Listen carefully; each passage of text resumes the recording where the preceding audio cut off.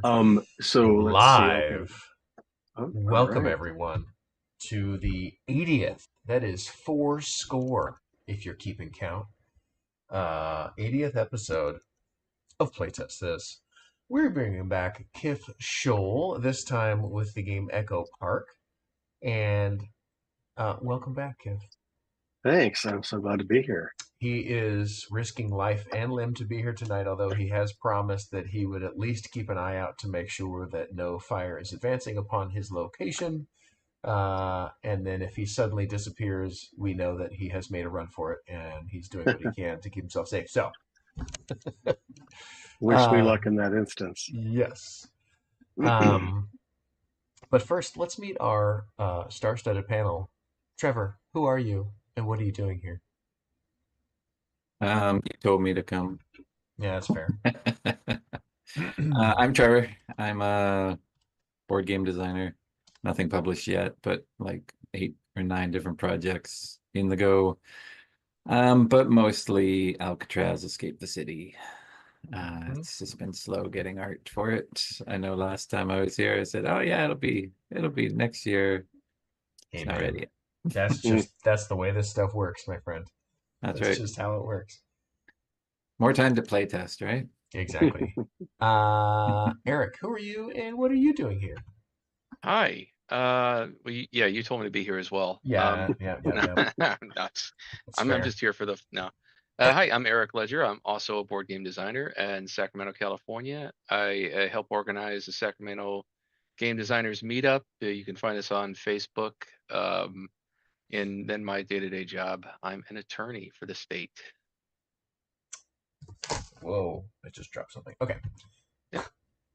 Hello, my name is Evan Halbert. I have designed the game After the Empire. If you already have a copy, you only need to buy one more as a backup. And if you don't own any copies, you need, what is that, 555,555?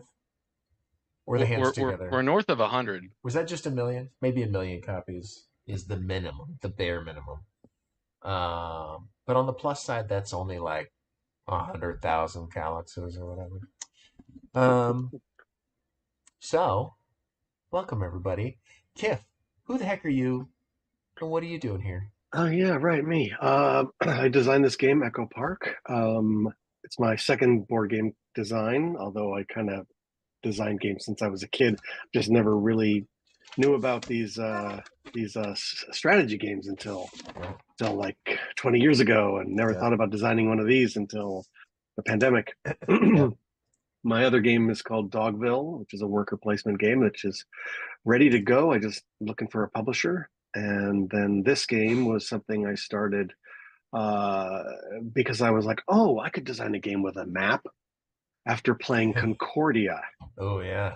Concordia. And so I drew my map and I was like, oh, that looks like Echo Park. And I was like, oh, scratch Concordia. Let's tell a story about Echo Park. I live in Los Angeles. I live in Echo Park. There's kind of a famous lake here, Echo Park Lake, which the game is centered around. You may know it from like Beastie Boys videos, and every single reality TV show that airs in Los Angeles uses it as a location shot. So once you see it, you've seen my apartment, which is over my house, which is over the lake. I have recently gotten really into politics, so I wanted to sort of explore the idea of governing or maintaining a public park, and built the game around that. And that's the inspiration. Cool. Well, you're my inspiration. And you're the wind beneath my wings. Wait, those are two different songs. Anyway. You're my inspiration. Okay. Well, why don't you go ahead and give us the teach? All right. So I'm going to read a little bit from my instruction manual up here on the back. LA's mayor needs a successor. Your boss, aka Ms. Mayor, must endorse her successor before she retires, and you've been given one chance to prove yourself. Revitalize Echo Park by adding public structures, scheduling big events, and hiring the right staff. Whichever aspirant achieves the most renown by fulfilling mayoral goals will win her endorsement and the top job, presumably. Just avoid scandal, I suppose. Yeah. So each of you should choose a color in a 4-player game. I guess I could play, or I could watch you guys play and make it a 3-player game, which will probably make it shorter, I guess. So why don't we do that? I will not play, and I will just sort of guide you. And so you would all have to take 3 dice, so you can each choose whichever colored dice you want. All the decks are shuffled, and all of you should be dealt 2 goal cards, and you will choose. Oops, I'm dealing to the wrong people. You will choose one of these or both, depending. Sort of like what's that game? Ticket to Ride, where you can choose as many goals as you want, but if you don't fulfill them, then you are penalized. I should say, thank you. I don't how you know how you guys look at your cards. Oh, you do. It looks like Trevor knows. Do you guys all know how to look at your cards when you don't have like a hand per se? Yeah. Okay, terrific. So so you'll notice I'm going to pull out 1 goal card here as an example and show you. So are these mine over here? Trevor, those are yours. Yes. Oh, those are Trevor's. Yes. Oh, my cards Get away over from my cards. here. Hey, okay, I see. Eric, I see put what your you- cards here. I got him. Thank you. Okay, great. So here's an example card, if you guys can see it or not. Olympic event, 29 renown. Where are you at? Sorry, I'm down here. Oh, here, bring it up near the other stuff. Yeah. Yeah. Like There up we go. here, for Yeah, example. Yep. All right. So if you hover over, you'll see it. This is the goal is to create an Olympic event. You'll gain 29 renown. Whoever is the most renowned at the end of the game will win. And so what you want to do is you want to build one thing. You want to launch either of 2 events and hire 2 employees, staff. Okay. And so in this case, you want to build the gazebo, launch either the Olympic sculpture or movies in the park, and hire both the urban planner and the electrical engineer. If you do all that, you get 29. What's the word? Points. Yes, renown. Okay. So there's a stack of staff cards here, and there's 14 of them, but there's 6 already on the board. There are another 3 goal cards, but of course I'm going to put this one back in, so there are 4. Oh, I And just shuffle landed. those in. Then there's a stack of only 5 structures. That's up here. And here are the actual structures. 1, 2, 3, 4, 5. Cool. And these move onto the board once they're built, and there's a place for each of them. They become playable spaces once they move to the board. And then down here we have a stack of 14 events, and 3 are available at all times.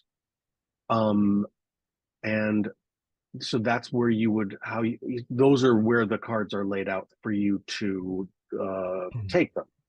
I'll start with events here. There's 3 spaces available for events. The first one is free. The next 2 cost $1. In order to say schedule the movies in the park and gain the 10 why does that word keep evading me? Renown. Renown. Thank you. Renown. I haven't played the game in a month. I played it last night just to remind myself, so some of the words escape me. So in order to accomplish movies in the park, you would need 2 city planning, 2 maintenance, 3 tourism, and 3 community. And I'm getting those terms from down here, these 4 cards. Okay. Now, each of these cards has one of these on them, which is this transparency card. That's cool. So that they're shuffled and then placed underneath the transparency card so that the cards have a variation of values for each game. I'm told, I don't know anyone who has created a transparency card to create this device. This mechanism may be original, at least it's original to me. I've never seen it before. But so basically what this means is, let's say I'll grab these purple dice here. If I roll here a 4, 2, and a 2, I could place my 4, that's the number on the left side of the card, on say the Lotus Tender, which is a 4 on the board. You'll see it's underneath my die here. And if I place my die on the 4 as the Lotus Tender, I will get 2 maintenance tokens, and those are here.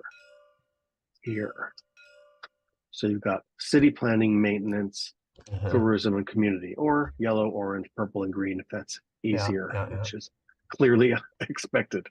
So once you collect enough resources, you can then schedule the movies in the park. You would then take this card and put it in your tableau or whatever, and those points are now yours, and it would count towards your goal if that's part of your goal. However, there are 11 of these, so you may need to get through the cards that are on the board in order to get to the event that you want. Can I ask a quick question? Yes, please. When it says we have to build something, do Yes. I have to build it to get the points on my card, or does it just need to get built by anybody? So what you build are structures, excuse me. That's up here, right? So there are only 5 cards, and you can have up to 5 players. So each structure is on 2 of the goal cards. So if you're not the first one to build it, then you would become a patron, which is these tokens up here. Okay. To be a patron, you pay the same cost, but the person who built it originally will get a benefit of 4 resources of any of their choice. That makes sense? Yes. So specifically, the structures, the tourism. Now, in order to gain a tourism or an event for that matter, you would place any die on one of these spaces. If you pay it on the free one, obviously would be the wise choice in the beginning. These are the only 2 that don't require a specific number to claim. Staff requires a number, as it says here on the board. You roll a 6 or an echo, which is doubles. So if you roll 2 5s, you can place one of your 5s on one of these 3 spaces. If you're not the first one, you'll pay $1 or $2. If you roll triples, 3 of a kind, pick a resource and re-roll all your dice. And then staff, basically, like I said, you have to roll a 6 or an echo.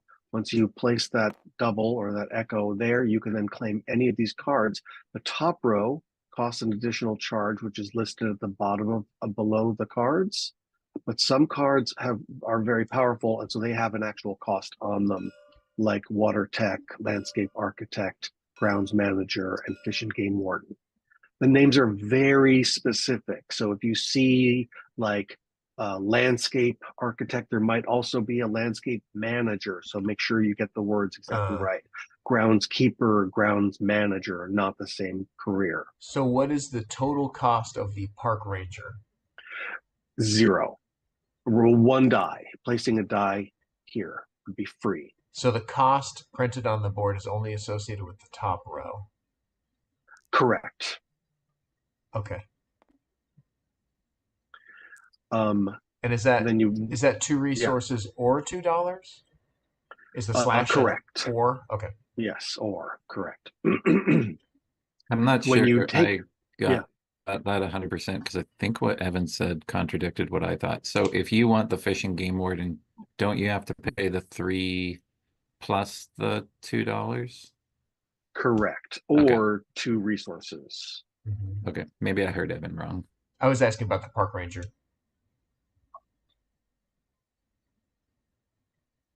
Which is 0 cost, Zero right? cost, but then but some you still cards have to pay the cost on the card. You have to pay. Yes. So for example, water tech, you would have to pay 2 maintenance. Got it. But fish and game, you pay 3 maintenance plus 2 resources of any kind, or $2. Dollars are not necessarily money. Cash is not necessarily easy to come by. but there are staff that provide cash or provide money, none of which are available at the moment from the looks of it, but that's often where money comes from. You can also gain 1 money from placing a die here, the bottom of the board. Okay. You can always exchange on your turn 3 for 1 resource. And that is, in essence, the name of the game. Oh, one last thing. The game is over once all the structures are built and these 5 blue cubes have been moved to the board. You'll see there's a blue 1, a blue, where's the 2? Right in front of me. 2, 3, 4, 5. So when you schedule an event, when you take the card, you have the option of taking one of these and moving it to the board. And then there's a reward underneath these.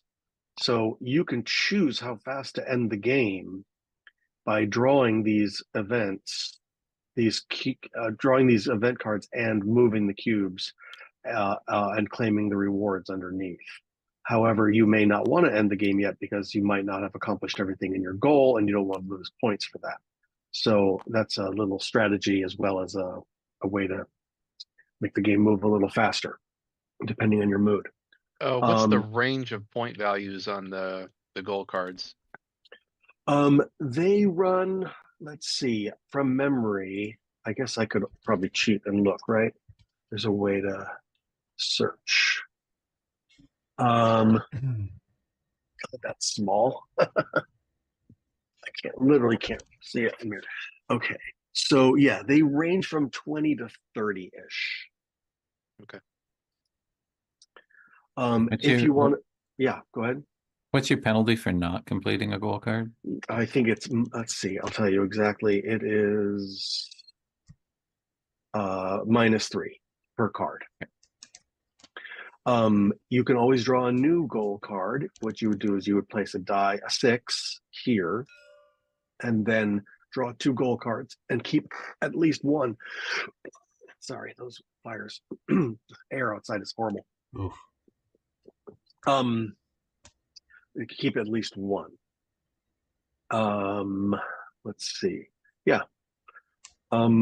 The event cards, sorry, the staff cards, as you'll notice, say things like Pep Arcade, add 1 city planning to all tourism rewards, or double all community rewards. So they're I want to call them engine builders, but I sometimes use that term a little loosely. I'm trying to think what else I can tell you. You may have noticed underneath this second blue cube, it says slide clear cards right. And that's these down here so that we will get new numbers at that point in the game for the cards, for the clear cards, or the resource values. Questions? Yes. When I go here and I take movies in the park, do I have to be able to satisfy it in the moment, or do I take it and satisfy it later? You must satisfy it in the moment. Okay.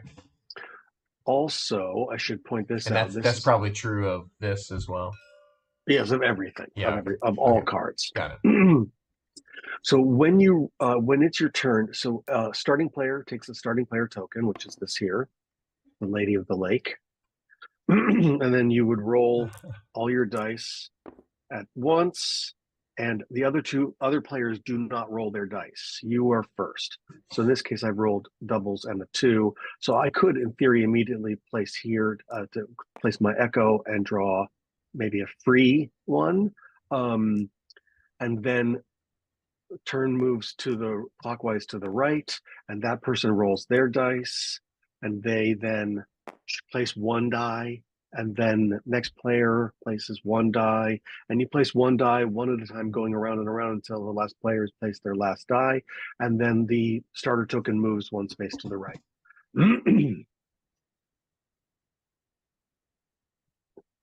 Back to Eric's question about doing these. Like if I need, for example, water tech to do one of my cards. Yeah. Do I need to take it, or does somebody just have to have? No, you must take it. Okay. So somebody could take your staff member before you. Is there more than one of the same staff member in the deck? There are no duplicates. Okay. Wow. And then can you patronize them, or if you lose out, you lose out? You do lose out if you lose Okay. out. I'd be interested to see if that becomes a problem. So far in my playtesting, it hasn't been an issue. I mean, it hasn't been a game breaking issue. Yeah.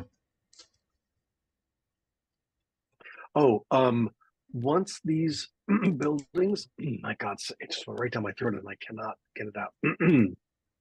Once these structures are placed, they are now available to you when you roll a 6. And so if you roll a 6 and you place the 6 on the exercise yard, you get $4. You place it on the playground, you get 4 resources of any kind. Gazebo is 5 resources of any kind. Tourist, what is this called? The tourism center, you get $6, and the dog park, you get 4 resources of any kind. When you say resources, you mean like These, yes, tokens? these 4 Okay. tokens. Yep. Yeah. So to place a die here, does it need to be a 1? Correct. Okay, so to Or a place here, 6. it's a 4. A 6, forgive me, I did not say this. A 6 is a wild card. A 6 Okay. can be anything on the board. Okay. But it is also the only thing that you can place on the goal space, and one of the only things you can place on the staff. Anything else? That should be it. I'm going to quick check the thing here. Yep. Replace the cards as soon as they're taken. The only one that matters is the staff. If you were to take Park Ranger, for example, then we would slide down all the cards and always replace card number 1. Mm-hmm. The rest of them doesn't matter. You can just place a new event or place a new structure. So with no further ado, we can roll a dice. You goes first. All right, sounds good. Let's go ahead and Roll play a die. 3, 3. Let's see, I haven't done that yet. 2. 3. All right. It's a roll off. 2. 3. 4. Haha. Nice. Ivan is first. All So right, we'll give give me you the this- Lady of the Lake. Yeah. And my dice.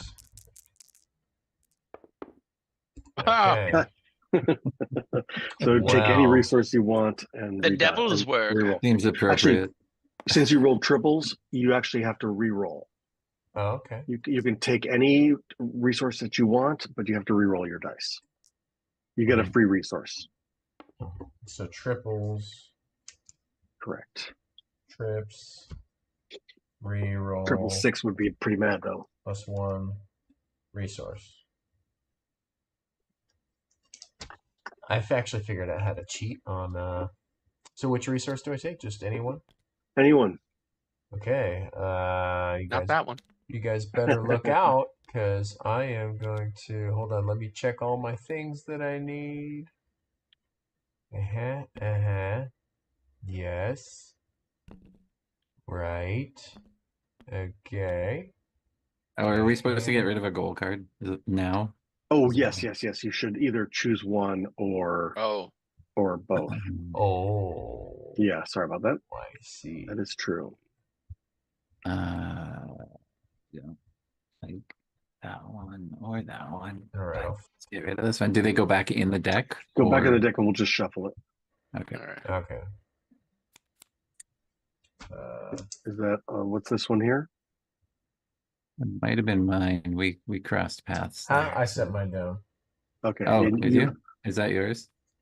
Yeah, shuffle in the deck. No. I'm Okay, just kidding. this one goes. No, I'm just kidding. Because Okay. Evan, yours is in your hand, right? My one that I'm keeping is in my hand. Okay. All right. Okay, so I take a resource and then I re-roll. Yep. So triples is what does that. Correct. All right. Well, how about a small straight? Oh shit! One more rule. One more rule. If I get a vital to small say- straight, a small straight. I'm so sorry. I can't believe I skipped this. okay. 6. If you roll a 6, it is the last die you play. Huh? So If I roll a 6, it's the any of your last. six, if 1 or 2 6s, it'll be the last die you play of your 3 dice. Say it again. So You play the 4 and the 5, then you play the 6 last. Okay. 6 is always last. What if I had 5, 6, 6, Then you would play the 5 and then either 6. and then only 2 dice because you've played a 6 and that's it. You don't get the You third could play. placement. No, you would play all 3. You Oh, just, so when you play a 6, save the it's 6 not for last. the 6 is not the last die you play. How do I You phrase play all it in 3 a way- dice. I understand it. Yeah. Is that correct? You play all 3 dice. You play all always 3 play all 3 dice, but dice. any 6s you roll have to go last. That's Okay. Cool. Yeah. Cool. Got it.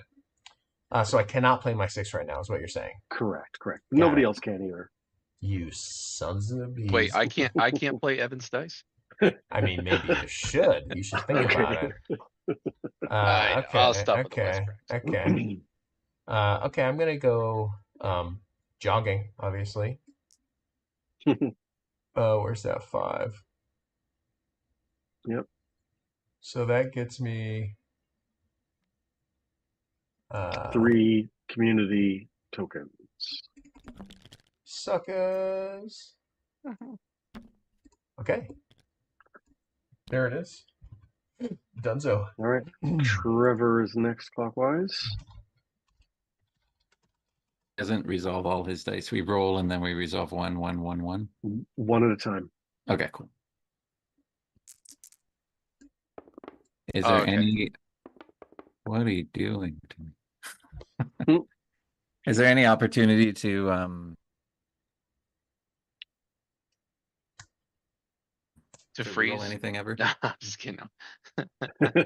Sorry, I didn't hear a question. Was there a question? Oh, I was just wondering when it comes back around to me, can I re-roll the dice I have? No, correct. No. No. Okay. So it's 1 roll and then I deal with Mhm. what I've got. Okay. Do we start with any bucks? No. Okay.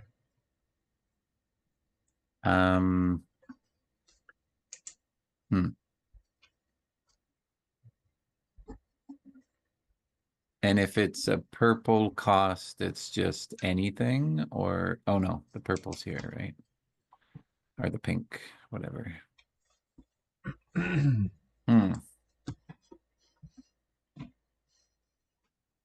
That is no bueno. So you can play your echo, one of your 5s to Yeah. this, right? You understand that? Yep. Yeah. Yeah, if you look at a hidden card, it's Shift Alt to look at it while it's face down. You'll Okay. know what I'm probably thinking and why I'm not happy. Don't do it. As to why I would like to play up there, but Yes, I want you to understood. get- So probably a good strategy. Yeah, Yeah, it doesn't yeah. help me either though to No, get no. what I need. No, it's true. Yeah. And then if okay. I think I'll play this 1, 2. Now where do I play that to play yellow? That's there.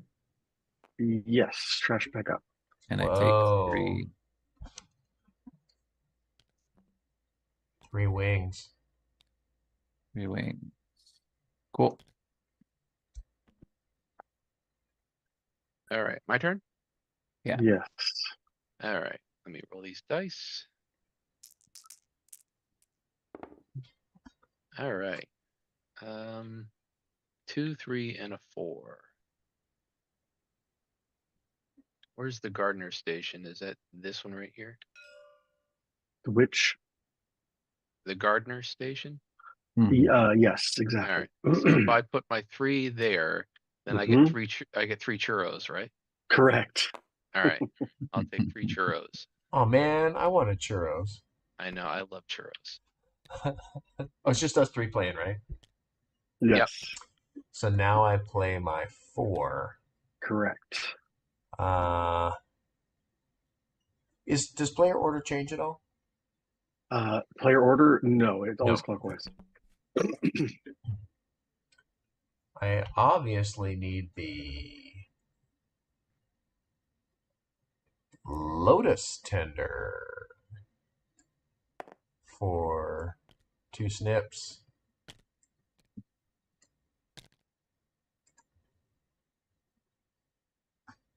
Dunzo. So I can't play jogging because it's gone, right? Correct. And the only thing that works for doubles is here. Correct.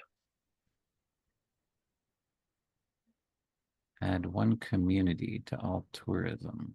And this is community? No, No, community is, yeah, there. Add 1 community to all tourism. So when I take a tourism, I will take a community. Is that right? Yes. Okay.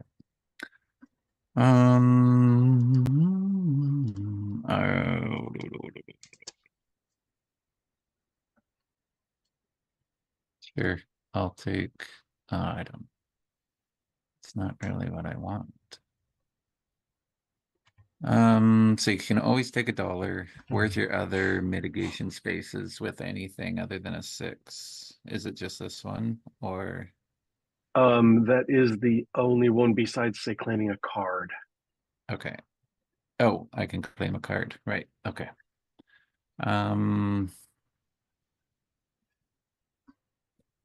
Okay, I'll do this, and I'll take this. What? That's a good idea. And I hope it screws you guys up. Did you have 2 5s? I All right. did. He did. I'm gonna put a number 2 over to the cafe, and I'm gonna take 3 love boats. What? I thought if you hover over it, and Nothing push better than the a number- churro on a love boat. Oh, man. The love boat. Something Soon. exciting and new. The love boat. So I don't have any dollars to also go there now. Right. I feel like someone cheated. You can always go get $1. No. Get ready And for next. then Eric will go here, and then you'll need $2. I don't know what have I got left. I got 4 left. All right, what's left here? We've got. With a 6 is a wild, so you can place it literally anywhere. Well, that's not true. Well, I except wanna place any it right any there. available space. Yes, that's Okay, fair. okay. You can go get yourself another goal card. I do not think literally means what you think literally. It literally doesn't. Let Look, me see. it's -3 points just waiting for you, Evan. No. Station Gardener. Is that around the 3? No. Station Gardener. Gardener Station, no. What are the highest value things still left? That's what I'm trying to evaluate. Yes, so trash pickup was taken. Gardener Station was taken. Cafe was taken. And jogging was taken. Son So of a next gun. you're looking at 2s, which are available in all of them, every color, I think. Except for Alright. Lotus Tender. I'll just do Except for parking. maintenance. Parking.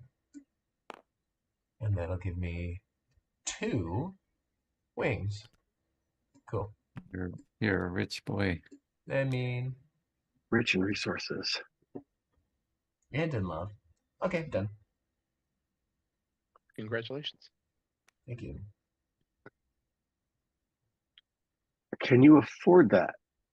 Oh, do I have to pay for? Oh, Yeah, you nice do. try. sorry. I forgot. I thought it was just a die. I was Nice just looking at try. places where I could just put a free die.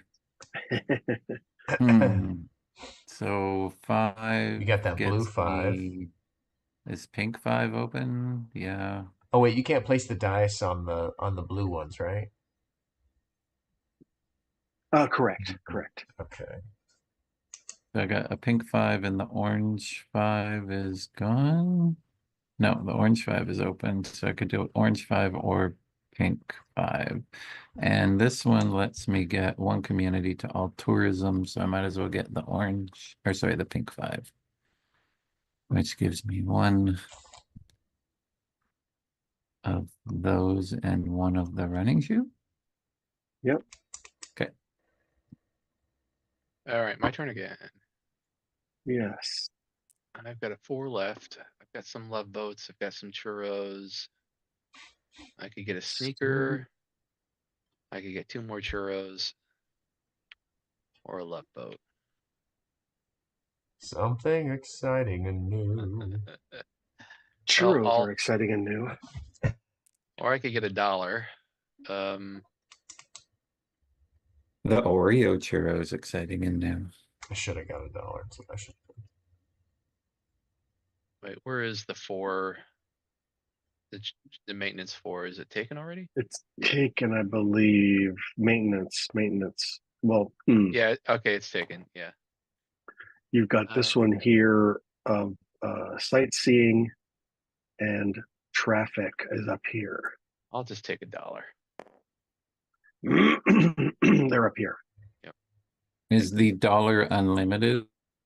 Yes, as many people that can fit on there as they like, as many as you like.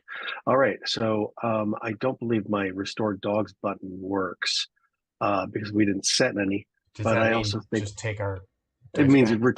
take your dice Okay. back. It was supposed to make your jobs easier, but I'm That's not okay. savvy enough for that. That's okay. We can handle grabbing through dice. All right. So now the starter token moves to Trevor, Zoink. and you roll your dice All first. right. Trev dog. Everybody's a rapper in this game because we're all dogs. Trev dog. All right. What did you roll? That's unreal. Oh, dubs. Dub. All right, I will. Doves. What are you talking about, doves? Dubs. Echo. Oh, dubs. Dubs. You You're got supposed to doubles. use aim name. Come on, Evan. Obviously an echo. It's not doubles. Sorry. Come on. I'm sorry. So I take one of these. I'm just gonna go ahead and roll just so I can start planning my move and go faster. Nope. I'm done anyway. Okay. Dubs. Dubs, all right, I'll go here and I'm gonna hire the water tech Yeah. and that's gonna cost me 2 churros.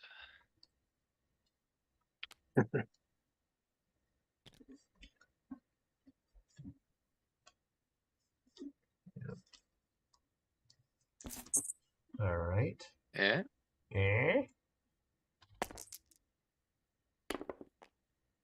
Look at those sixes. Bam a lamb. So I'm gonna play my 4. Oh, let me Did- update I was these gonna for say, you. do we update these instantly or at the end of Yes, the we round? do. Unreal. Unfreaking real. What do you got I there? can't believe this is happening again. Oh. Oh. Okay. Okay, what do I want? Let's see, what have I got? A 4 to place? What do we got for a 4 down here? Oh, I could get some churros. Churros. Churros are good. They are good. Oh my God, I did a cruise in December down to Mexico. I had one of the best churros of my life. It's like where the center is just under, Mm. but it's perfect Yeah. under, you know? Talk a little slower. I think, I think I'm actually just gonna go sightseeing.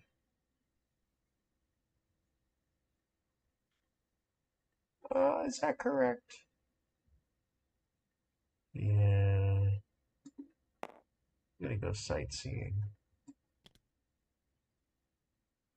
No, that's a horrible play. Maybe. Alright, I'm done.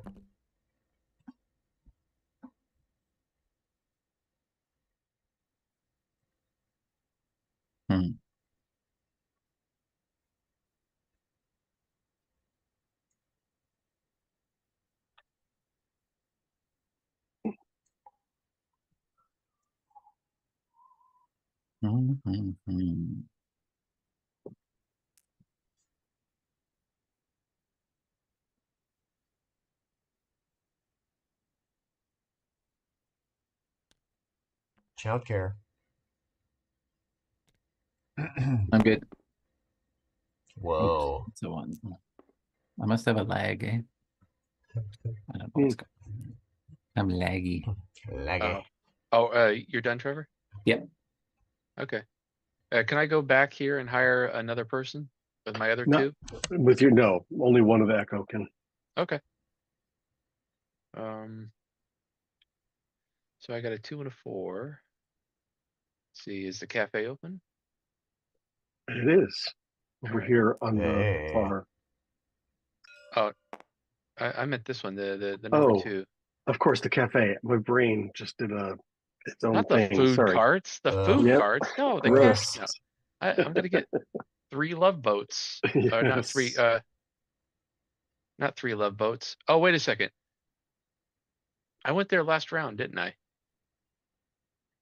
I believe that I grabbed 3 maps by accident when I meant to grab 3 love. I think I grabbed these by accident. Check the tape. You called them love boats, that's for sure. He did call them love boats. Yeah, but he I knew went what there he was again. All talking right, hold about. on. That was I was from like, last they're round. clearly wings, but Now hold Yes, on I a was- second. Let me figure out whether I want to Cheater. get 3 more. Cheater. Well, I'll allow it. I've been called worse. No, Name. no. The 4, I could get a couple. All right, I'm gonna get 3 more love boats. Whoa. The Bonanza. love boat. Something exciting and new. Like a churro. A I churro. love calling them love boats because they literally are like incredibly romantic. Let's see. We are gonna do something awesome. Obviously. Are we? Are we though? We're gonna get. You're not. We're gonna go. We're gonna go jogging. Nice. Oh wait, do I? Is this mine? Think so, yeah. I don't think that's mine. I Is that- took 2 of these last time and I had 1, so it must be mine. Yeah, I Oh. think It must be when I knocked over my die. Yeah. I think this is mine too. No, and this no, one- no. This one's mine. No, That one's mine. No. No, that one was mine. That one was No. clearly mine.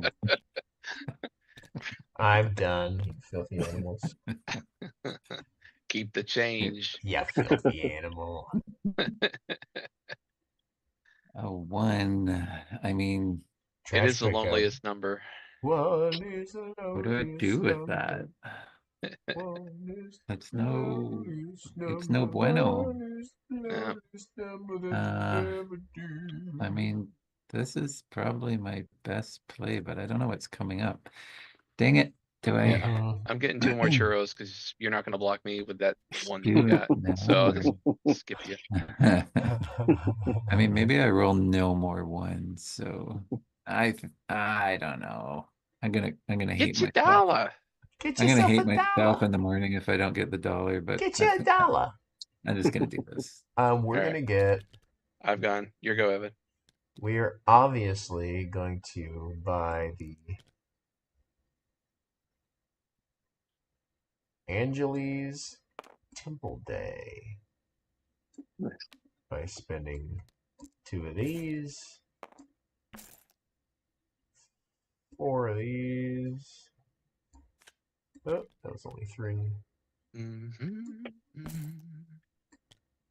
And I just 1. died inside a little, Evan. Oh, sorry about that. And then I'm trading 3 for 1. There we go. Cool. The second one. We'll move the secret stair hike to the board. What is the secret stair hike in real life? Well, I can't tell you. If I told you, I'd have to kill you. LA, Echo Park, this area, Silver Lake, is famous for secret staircases because there's lots of hills. Oh, And so there's there are people who do these secret stair hikes where they try out all the staircases. all right. Taking our dice back. Yes. All right. And moving the Lady of the Lake over to you. Ooh. All right. I am rolling. A lady. All And righty. Lady of the Lake. 1 and a 2. And a Do that. 1, 2, 3. 1 and 2 and yeah. I'm gonna do trash pickup. Gotta be done. And get my 3. Let's see what I'm gonna call these. Clearly, paper birds. I'm trying to. Let's see. I'll be hitting the cafe today. That looks lovely. Working my Ye old shift. cafe. Some love boats for me.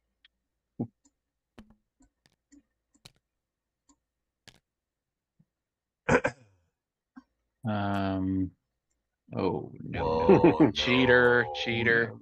no. Okay, so I'm gonna go up here and grab this guy, You son of a bitch. which is 2 of these. Where's the bag? Over there. You son of a And bitch. there's no other cost. I No don't other think. cost. And I get gain +1 on all city planning and maintenance rewards. Wow. Okay. And I have a Wow. fish head. Oh, We'll add the cafe barista to the board. The barista gets you money. Oh, fancy. okay. Is it Fancy, my go? fancy. Yeah. I will put this number 2 and I will go exercise because it's the new year and I've said I'm gonna do it. So I'm gonna get 1 and then because I've got the water tech, it's +1 Nike. So I'm gonna get 2. Yes. Okay. Okay. Okay, people. So I'm going to place my Echo. Whoop, that was a 2. That's a 1 now. It's no longer Echo. Echo, and I have to pay my $1 Mm-hmm. and 3 resources. 1, 2. I guess might as well do 3. all 3. Yep, that's the extra cost down below to get my cafe dang barista. Barista.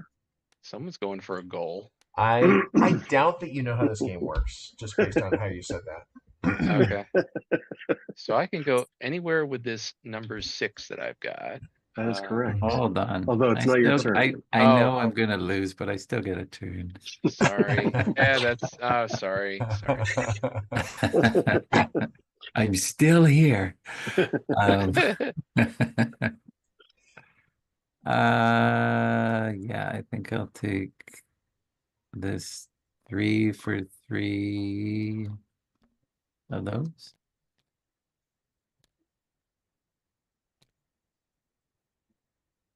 Now you can go, Eric. All right. All right.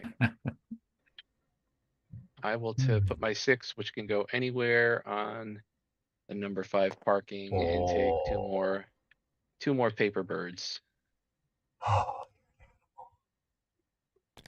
Okay. I'm gonna Alright. go on child care. Is that available? It is.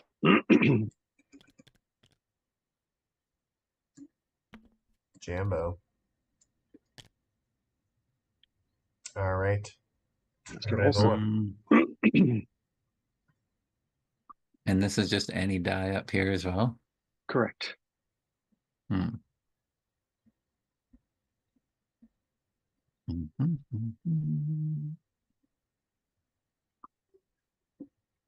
I think I'm gonna get there.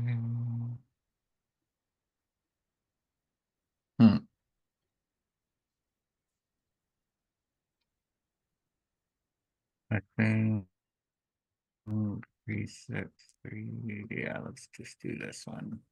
Whoa. It's 3 and 3. Whoa.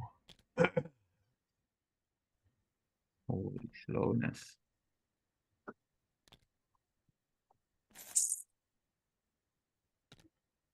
I don't want to like say it, but you're cheating. Did I make it worse for you? I'm glad you said it. And just for the record, both Angela's Temple Day and Foreign Dignitary mean you can move it to cube if you want to. Eric, sorry, not Eric, Evan, you didn't do it on purpose, or you did, or you didn't know to do it? Move a Did you cube. want- Oh, you can move one of these cubes. Okay, so under here, if we move a cube, or do we get to know before we move it? Do they? You can check. do they Yeah, it doesn't exchange? matter. Okay, They don't so, move. They don't move. Yeah. So this is 2 what of any resource? Resource of any kind. Oh, when you reveal, when you do it. Wow. Yep. You gain that. Wow. Okay, but I can only move the first cube. Is that right? Well, Evan would have had the option to move the first one. Okay. But yes, whoever moves first goes from Down. top to bottom. Yeah. Shift cards right. Which cards are we talking about? It's These clear changing ones. the values. Oh, I see. Yeah. I can't grok that, so I'm not doing that, but I guess I have to be the next one to take the cube off. Yeah, I'm not gonna do it. All right.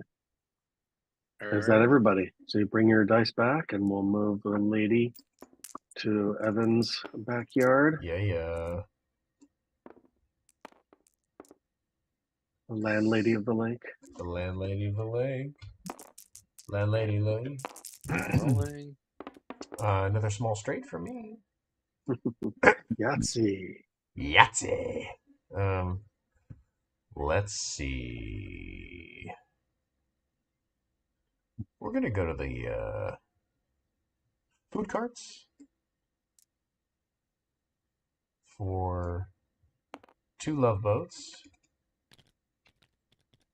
which will incidentally also give me eine $1. Hmm. Oh, that's good. Cool.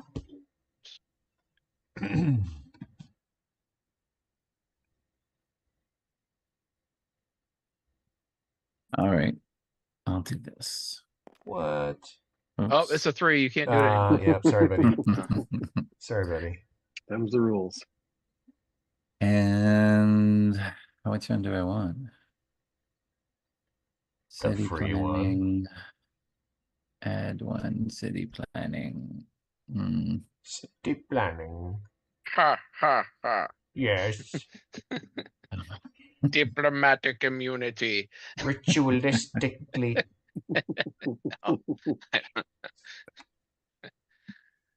There's nothing quite as I breathtaking. guess I'll just take this guy. The park aid.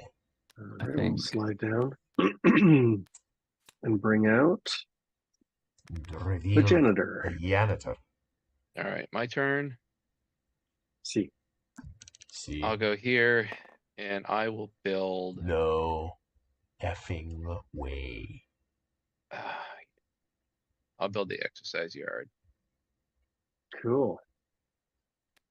I am a moron. That is not what I wanted to do.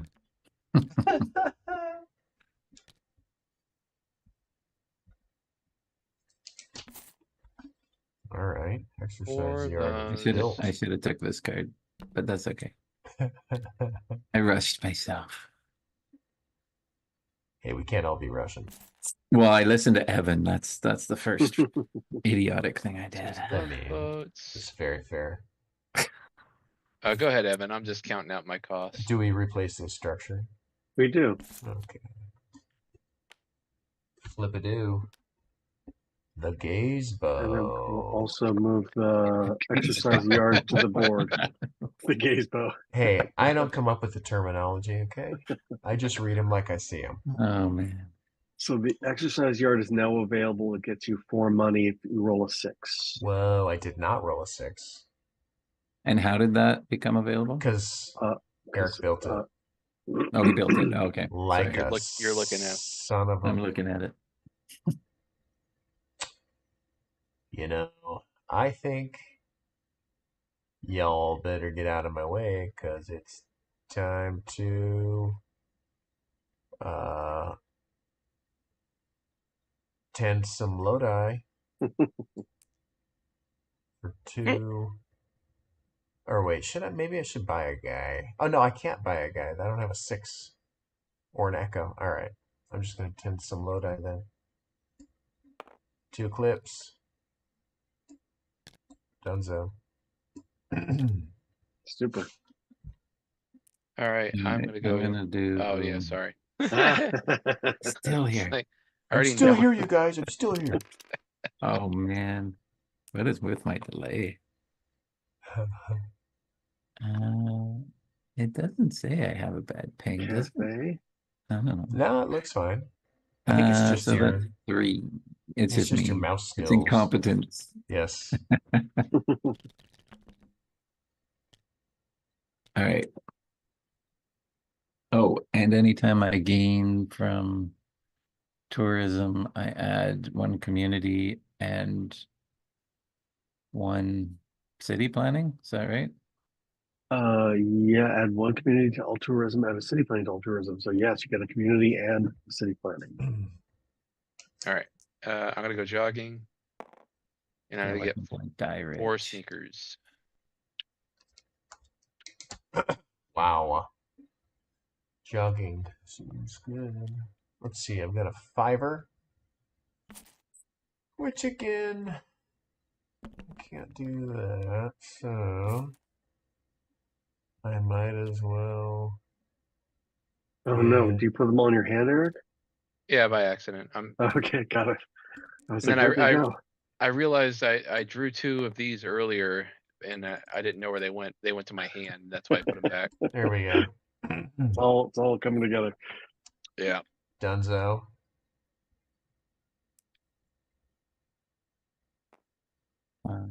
That's 3 plus. One What do I have? plus Gain 1. +1 on all city planning and maintenance. So +1 on the same thing. Is that what it is? Okay. Yes. Cool. We got a 6. Lucky bastard. My go. Yeah. Now he's shy. Oh, my Yeah, turn. right.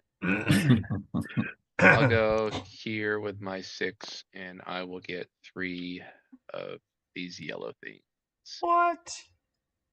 Yeah. 3 So bunches of bananas. he could put a 6 here and take $4, right? Yeah. Yeah, I didn't need the $4 right now. No, I'm just wondering if I'm reading Correct. it right. You are correct. Okay. All right. Is that it? That's it. Passy pass.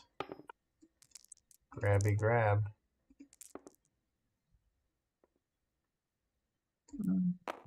All right. Okay, and we'll move the lady to I Eric. already did. Oh, Yeah, it's Trevor. did? Should be Sorry, Trevor. Trevor. Oh, it's Trevor's turn. See, I just want You don't get to go first. to Sorry, constantly. buddy.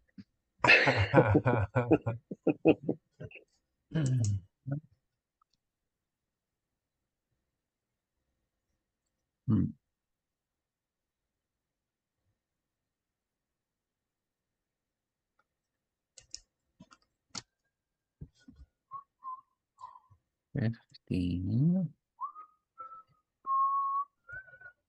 And okay, so it's the same.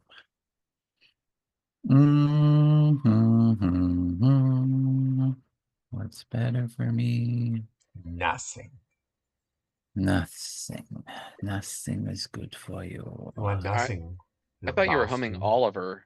Food, glorious food. Hot sausage and mustard. No. That is my theme song. I think I'll place there. Secret Okay. stair hike. I will take 3, 3, 2, 2. Yeah, I can do it. Oh. So that's 2. You can go ahead. You know, I can delete them if that'll make it easier. It probably would. Yeah, you can You also make a promote pile. us and we can delete our own if you That's want. true, 1, 2, 3. Thank you. All done? All done. All right, I'm going here and I'm gonna get 4 churros. What? yeah. Oh my Somebody's hungry. God. Yummy, yummy.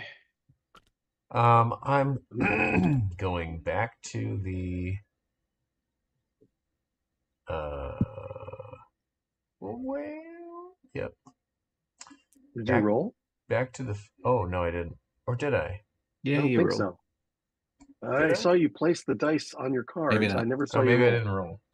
I thought you said another I was like, Oh. man, that might have been I was like, last man, time. a small straight again. But it was the same Um, small straight. It's one of the reasons I suggest waiting till your turn to roll, because that way you know that you rolled, and then you always have either 2 dice or 1 die left, so you know you rolled. Okay, we're gonna go. How can I base my move on how to screw Evan if I don't know what he's going for? I Well, mean, it's you're also not part wrong. of it as well. You don't get to screw him on his first turn. I'm gonna go to the cafe. Yum. Their breakfast sandwich is sick. Bo Jambo. And that also gets me $1.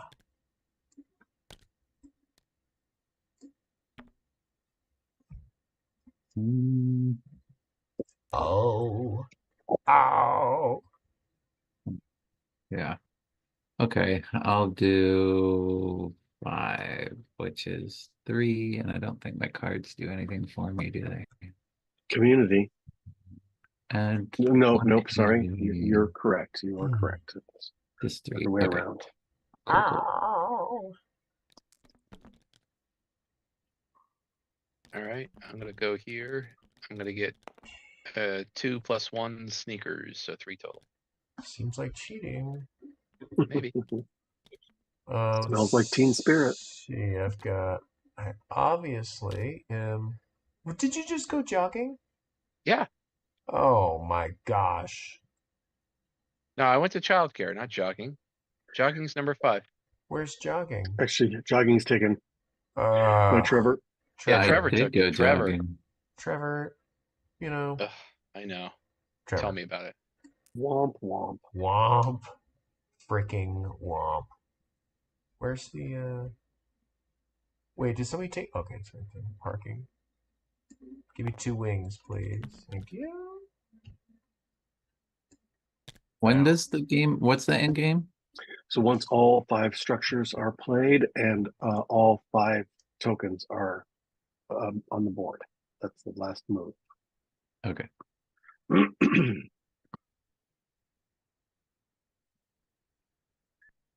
Let's replace the event. Bring out yoga in the park. Oh, yoga. Yoga.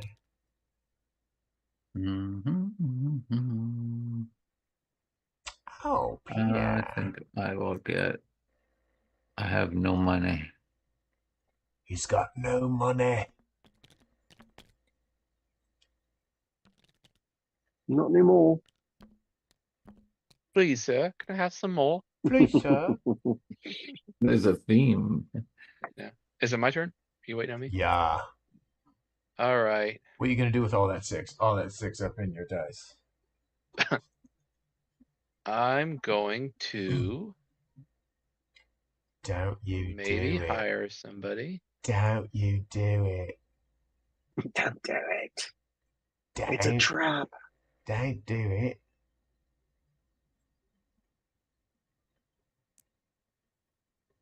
I will go here. Son of a gun. And I'll take the cafe cook. Let's cook Can you it. go? Oh yeah, you can go there with a 6, right? It's fine. Yeah. Oh, dang it. It's fine. And we'll bring out the administrative assistant. Oh, of course, the administrative assistant.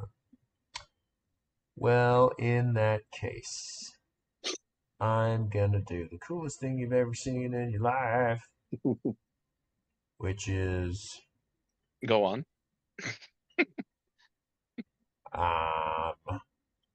spending $1 to go here.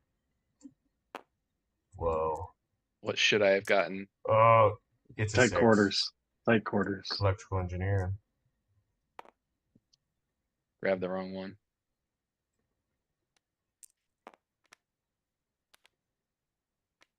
Sorry, is it me? Yeah. Thank you. Urban planner is on the board. Urban. That was my last die, I think, wasn't it? Yeah. Oh, Oh, yeah. yeah. That's it. That's Okay. it. Bring Alright. your employees I'm home. moving the lady of the lake to me.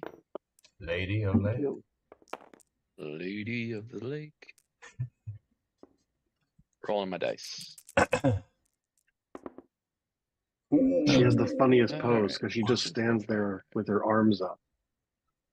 What And was the thing in Monty Python? Some damp, saucy wench? No, that Icky, wasn't icky, zoo boing. Alright, it. Where's going to the where cafe. there it is. that's 3 + 1, so I get 4 of these. Nike Boom. shoes. Seems like cheating. Could be.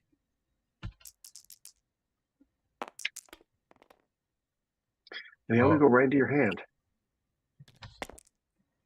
Yeah, when you hover over it and then push So- whatever number you need, they just go to your Keep hand. getting tilty. Hold Oh, on. I see.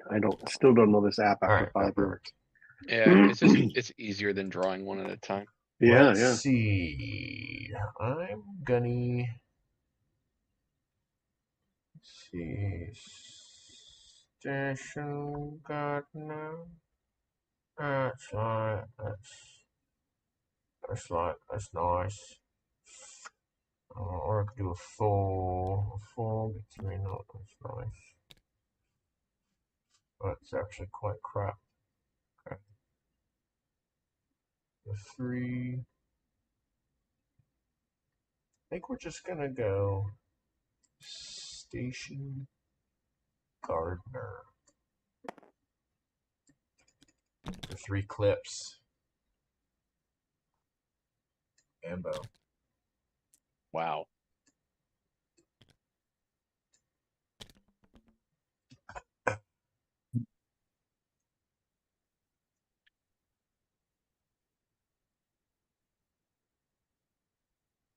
Get stuff when I do that. Let's do. Get stuff. I get stuff. Oh, you just took that one, though, didn't you? I get some stuff. Wait, I get you up did again. I take what you want. I get some stuff. Sounds like a hit. Oh, Trevor boy. Oh, Trevor boy, the pipes are calling. I get That's pretty good. 2. That's pretty good. And then for that From one, I Glen add to city Glen. planning and I add community. I'm down the mountainside. I think I made that a little less Irish and a little more Scottish. Yeah. Down the mountainside. And city let me- planning is that one. Okay. I'm Are you good. done, Trevor? All right. I'm done. It's getting there. All right, let me see just really quick what I might want to do on my next turn. Nothing. All right. I'm going here and I'm going to construct the tourism center. Whoa. That's going to cost 2 of these yellows. He's just racking up them points, and I don't like it. Oh, that's and great because I need some instructions. 5 churros. Whoop. Delicious. I grabbed a churro. Sorry. I was trying to flip this card. Okay. 5 love boats. Making another run.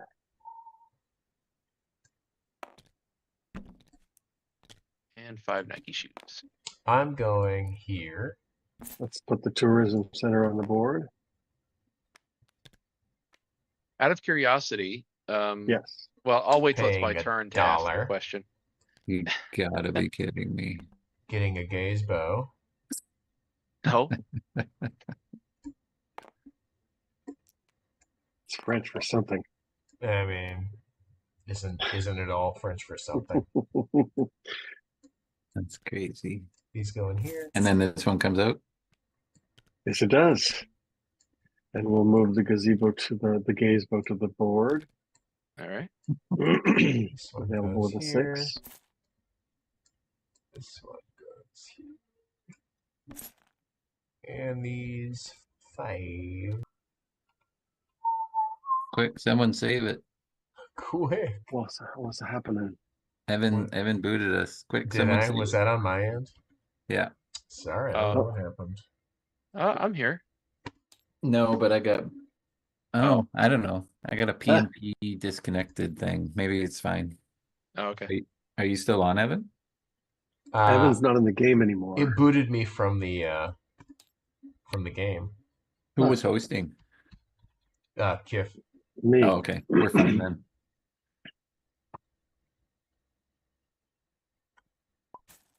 So let's see, when was I? Shows that you're back. Whose I turn was was it? finishing. I believe it's. I was finishing. Oh, you were finishing your paying for the gazebo, but gazebo. you can go.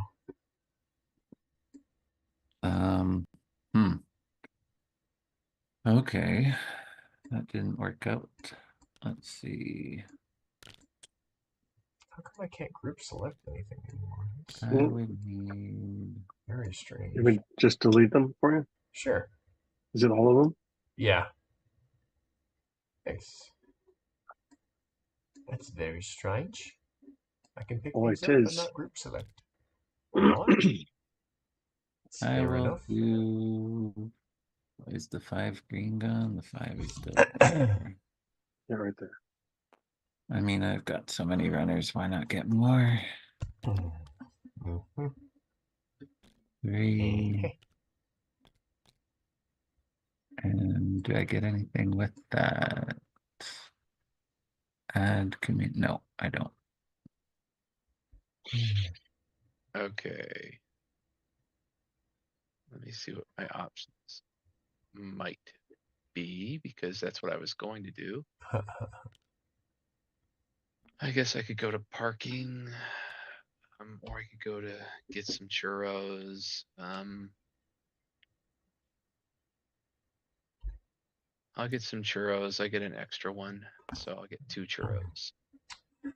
I That's will pick up myself a. What does that janitor do? Community talk. Gotta get the volunteer. All right, that is a free card. I'll slide down and add the groundskeeper. It's a groundskeeper. And that is Trevor's last turn of this round. Rounds keep a willy. Groundskeeper Willie. There's nary an animal alive that can outrun a greased Scotsman.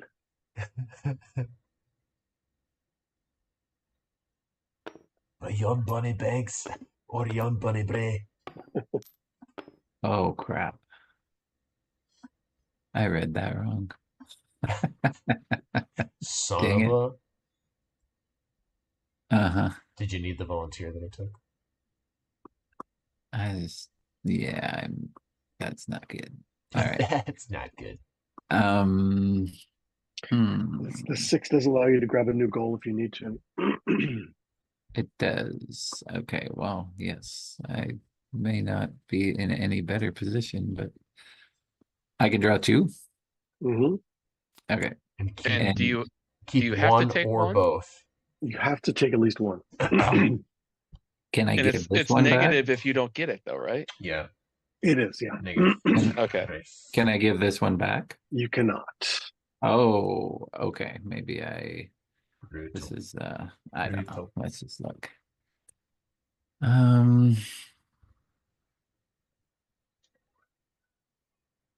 What have I The one thing you would check immediately would be the staff at the bottom. Make sure the staff has not been claimed by other players. Okay. Anything else you can get.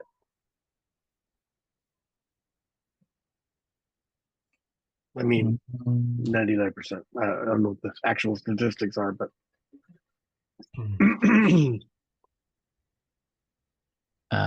Yeah, this is not good. This is not good. This is not good. Oh no. Congratulations. All right, I'll put this one goes back in and we shuffle it, or Proud father of negative 27 points. yes.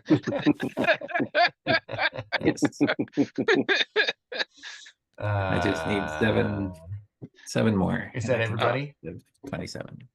I think that was everybody. All right, Yep. give me that lady. Ah. all Snatched her yours. right from my, all right, Yeah, there we no. go. And I Evan shall. starts, I'm rolling.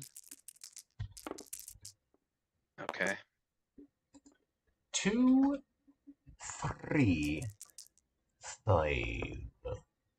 Well, see then. Let's see then. I can go. Let's see. 2 to the cafe, man. 3 love man. boats for me. This one's dead. Something exciting. I knew it comes with $1. Because I worked a shift, apparently. I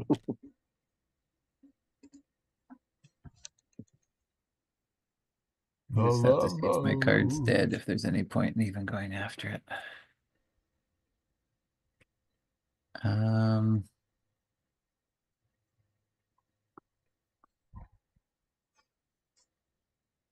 I don't think so.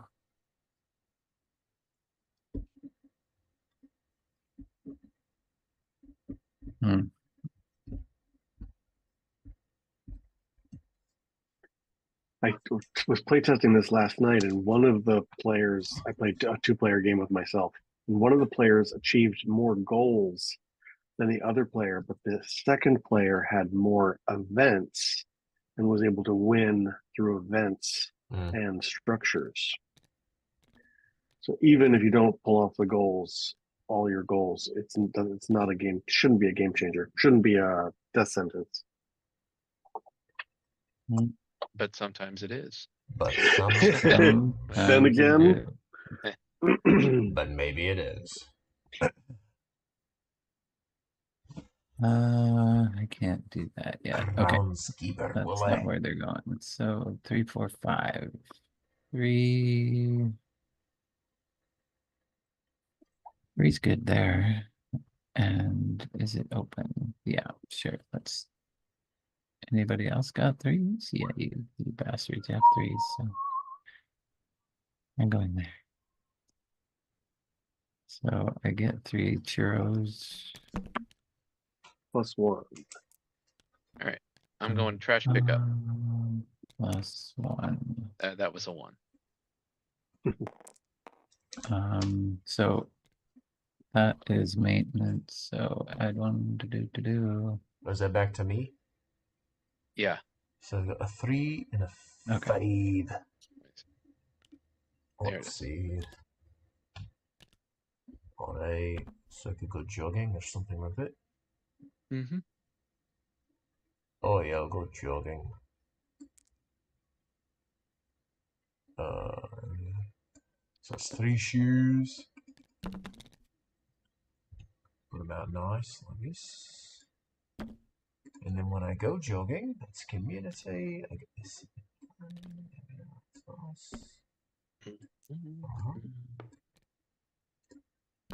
There we go. Nice. The Trevor's turn, I'm guessing. Yes. Wow, I just can't make it happen. All right.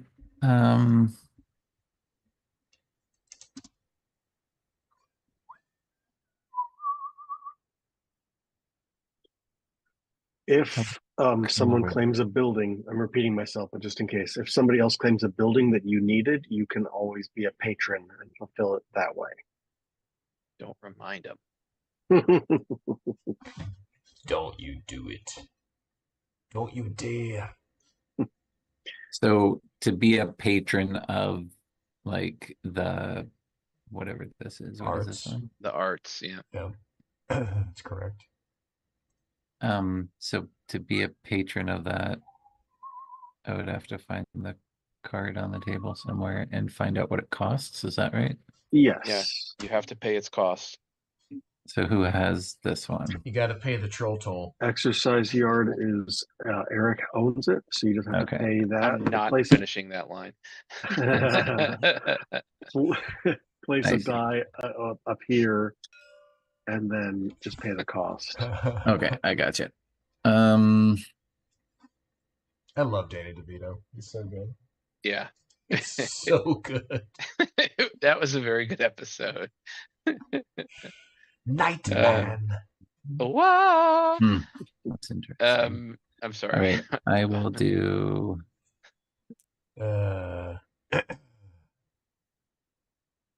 I'll do that. I don't think it matters. They're both ones. Yeah, I guess I was gonna ask, can I become a patron of my own building if I just want to block it from somebody? Oh, that's dastardly. Dastardly. Well, they give you 4 resources of your choice. Oh, So you benefit if they become a patron. yeah. And technically, you shouldn't know if they need that location or Well, that I know that structure. they probably need it. I don't. Oh, that's fair. There's a good chance, especially since he's got 2 gold cards. Right. I want to. Yeah, I want to patronize myself. Yeah. it's very patronizing. Yes, thank you. Are you done, Trevor? Yeah. I am All right. done. With this 3, I am going to go to food carts. But I'm assuming that's not a rule, right? I can't patronize Correct, myself. correct. Okay, Yeah. all right, yeah. Then I'm gonna get 3 of these Nike shoes. I'm done. I've got a 5. The best 5 left is backing, which is fine.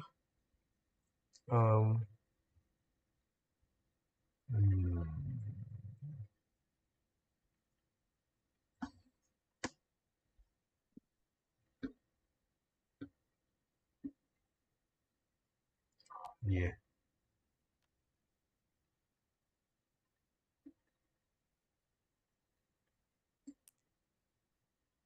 I'm jogging. I already jogged.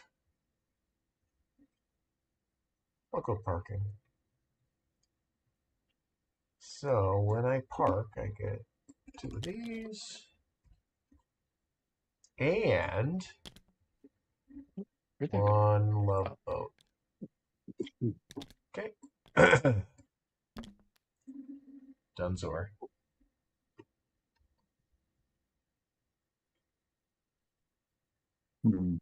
Okay. I will. What do I need? 5. 5, 3, and 1. I think I'll take this one. Whoa. Come on now. Come Let on me now. just double check. And then that costs me 1, 2, 3, 4, 5.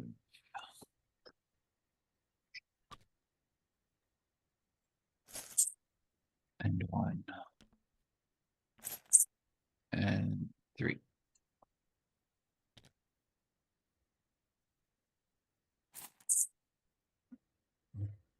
Boom. Let's see how it is. You can move a blue cube if you want to the board.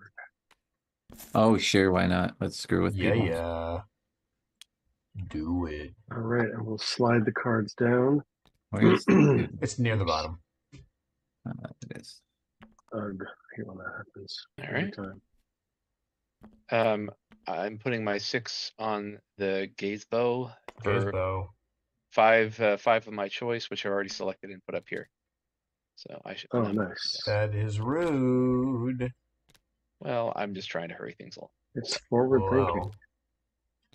Okay, And let's see. oh, I don't have sorry, anything we're left, not so done. that's it. Yeah, I was about. Yeah, you were first player, so Yeah. taking dice back. Trevor's the lady in the lake.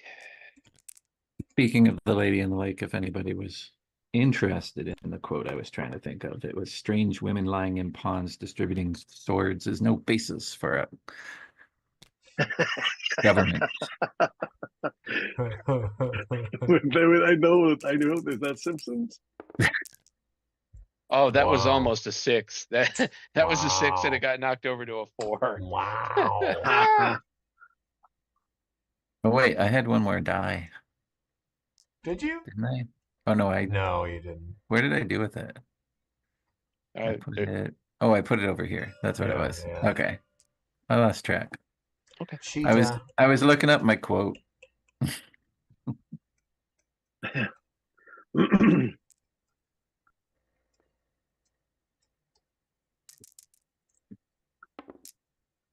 Oh, we've got same. new values on the cards down here.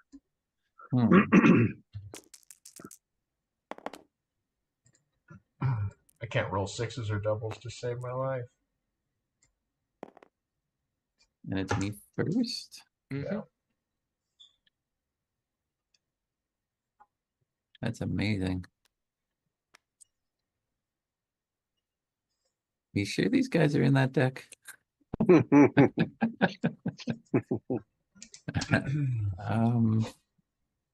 All right, so what can I do with a 4? I could get a bunch of wings. I don't have any more pinks. I should probably get a pink.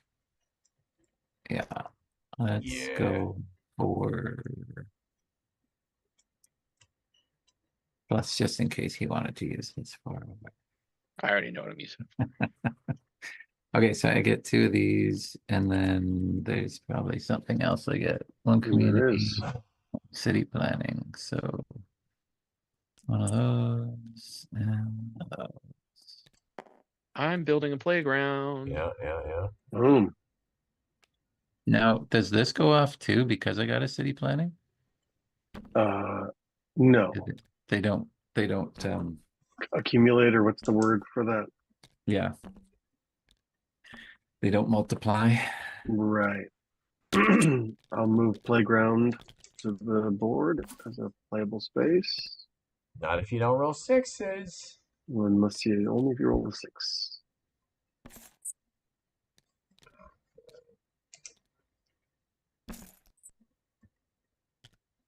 Structure king over here. Yeah. Okay. Only one left. Yep. I'm gonna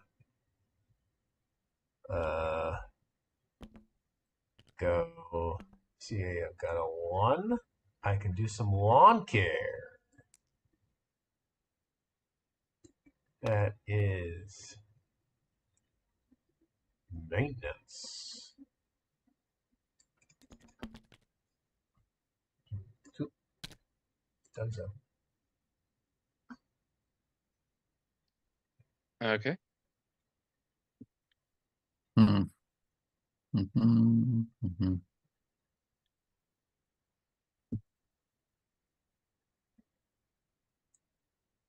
Wow.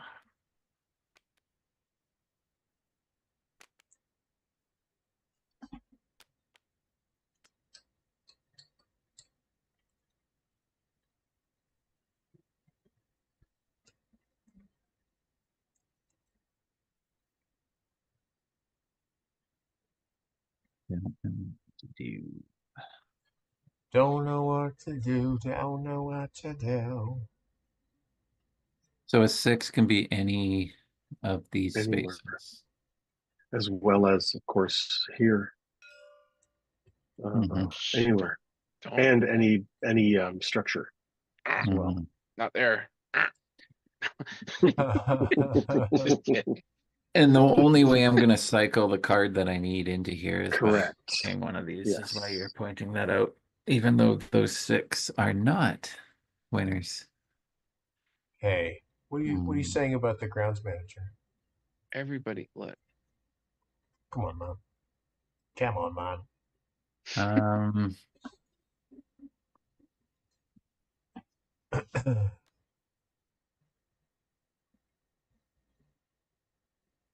It costs me 3. Okay, fine. I guess I have to. I will take this guy. Hey, what did or you this roll? guy. Jeez. I rolled almost perfectly. Wow. 1, 2, 3, and I get double of those. All right. All right. I'm gonna go here. I'm gonna take 5 wild. Go ahead, Evan. I'm Yeah. just gonna pick up my stuff. Yeah. So let's see. Number 2. I think I can host a celebrity wedding. Hey, 3.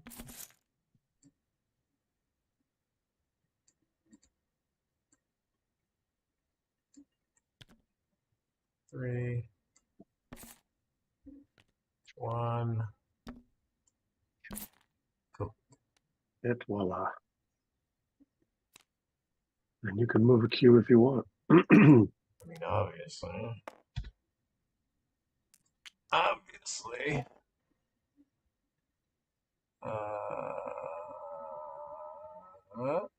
Top right. And then I get Excuse me. 2 resources of any gang. And I brought out Tai Chi Tuesdays. I get a shoe and a wing. Obviously.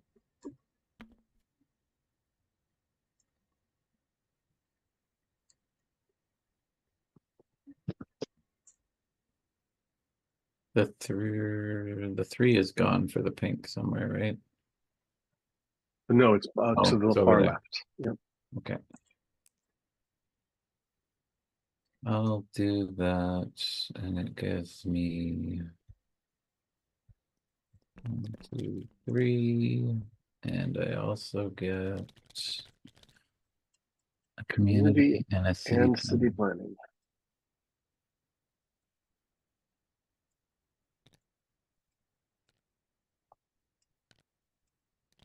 Wow. All right. Done. Mm-hmm. All right. I'm gonna take 4 wild. Yeah. I'm going to have a nice yoga in the park event. Nice. 1,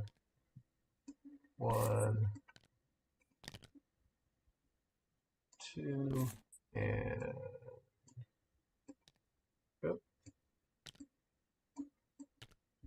4.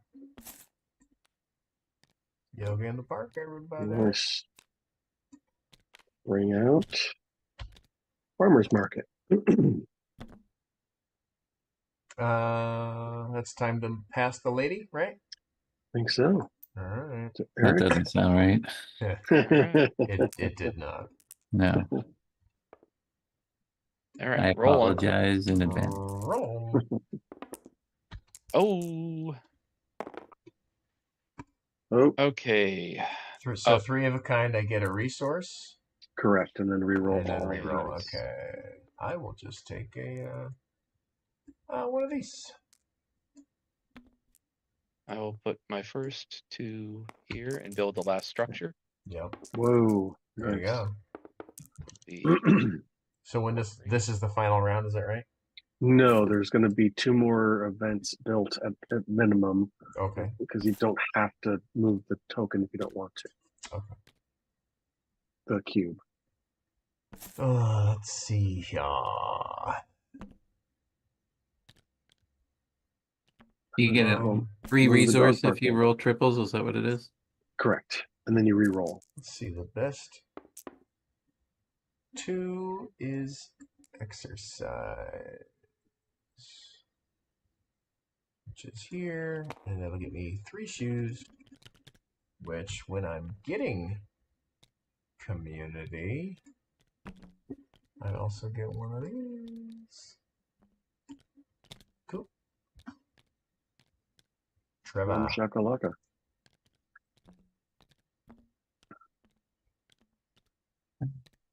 Wow, I'm always one short. It That's how it seems. Oh no, works. I have it now. I think I have it.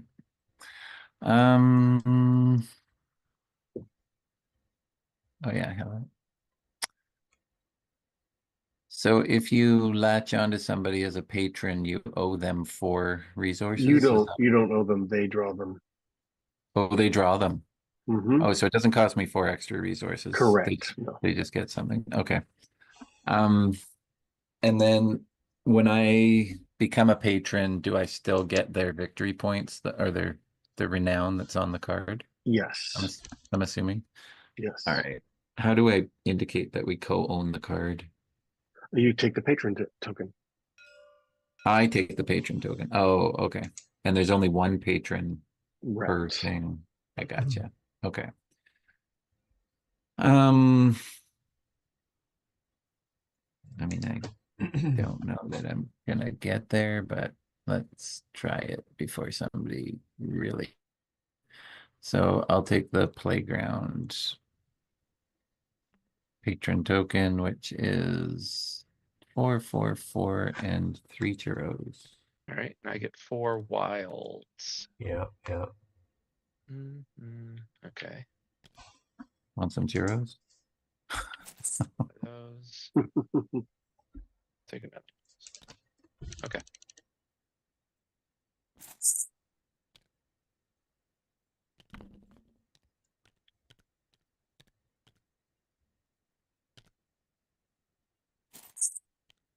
All right, my turn.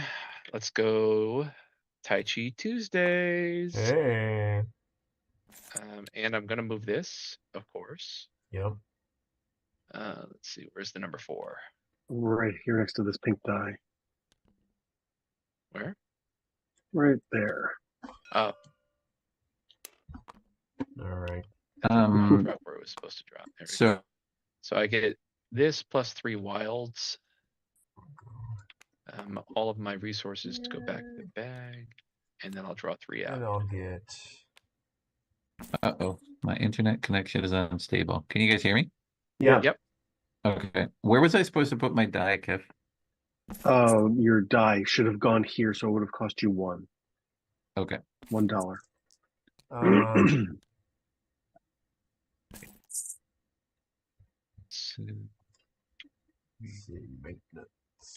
I brought out the school trip event as well. Okay. Thank you for that. 2 gone. Another janitor on the board. The black 2 is gone, right? The community 2 is gone. Yes. Okay. Let's Add them. I think it's this one. Yeah. 1. Okay.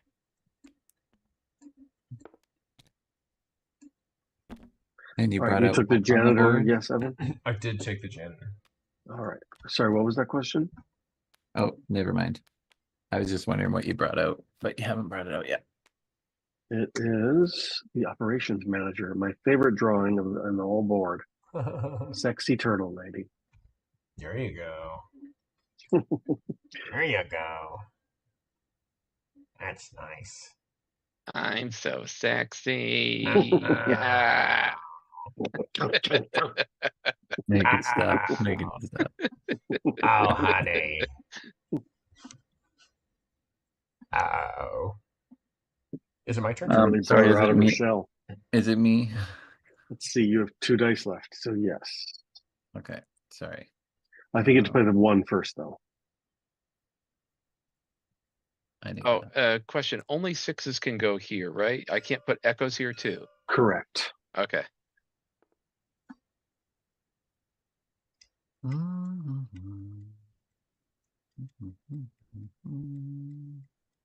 Is it? How does this work for the end game? As soon as this cube comes off, that's the last round. We finish off the Yes. round when the cube You comes off. finish yes, finish the round. Okay.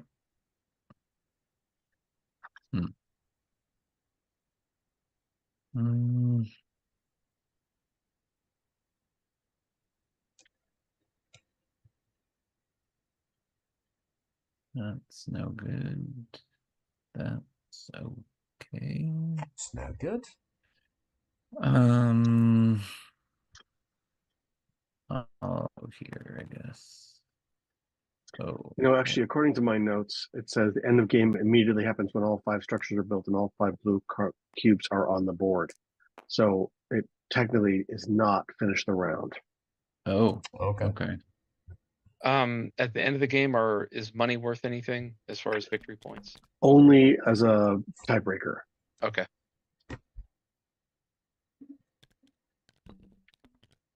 Right. Is it my go? I think so. Yeah, I'm done.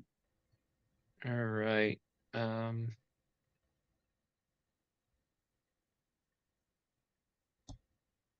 I will go.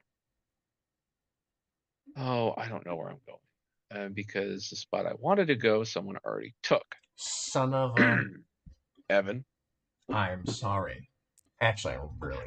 I know you're not. I guess I'll go talk to security about Evan stealing my I'll spot. go here. I'll get 2 of these. That'll give me And that'll give you a buck. two of these. All right. Okay. Okay, I'll they take- know him well. I'll take the lady. Oh no. Trevor, you still have one, right? Trevor has a move. Yeah. Yes. Sorry, I tried to. Hey, Uh, lady. Hey, lady. Hey, lady. I have to, because I might not get another one. I will take the Pay your dollar. Pay yourself $1, you filthy animal. dollar for the the landscaper. Does it cost any more? I gotta Yes, pick it does. 2, yeah. 2 money or 2 resources. 2 resources. And we reveal Reveal yourself. the Man, service tech. this is unreal. 1. And then I'll take this, and this, and this, and this.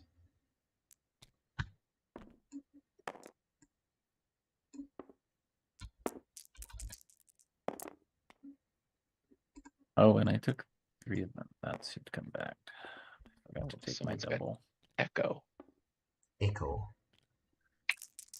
There you go. I'll take the operations manager. She's hot. Three You really shoes. Made her come out of her shell. Maintenance and tourism. Park Hey, now. staff. So I need to pay. Whose turn is it? It's yours, sir. Go It's ahead. mine. 3 It's shoes, my and then I pay turn. 2 extra. We I'll will take go $1 and donate it to the park. And I'll take this guy. Something tells me he Hold was on. looking for that guy. Hold on. Let me look. Let me look. They're all very close in name. Got to make sure that it's the right one. The right one. Mm. Oh, yes, the right. No, not those 2. Yes, those 2. Oh, yes, the Oh, did I right screw one. up? I may have screwed up. But anyway, I owe 3 of those. All right. Um, While he's doing that, I'll go do my turn. Yeah. I am done. I'm gonna go, I believe this is the right one. Wait, no. No, hold on. Flora and fauna. Not doing, no. Hold on. Not that one. 1 second, sorry. Sorry. I'm going to the food carts. That's it. That's where I was going with that. Let's see here. And then I get 4 of those. Wow. Now I'm done. Wow. I realized I did leave out one little rule, which is not a rule actually, but I'm curious how you feel. You can, basically my thought was once you achieve a goal, you flip that card over to reveal it. I don't know that that's necessary. And since I didn't mention it till now, I'll leave it up to you guys. Okay. So I have to play my 3 before I play my 6. Correct. Okay.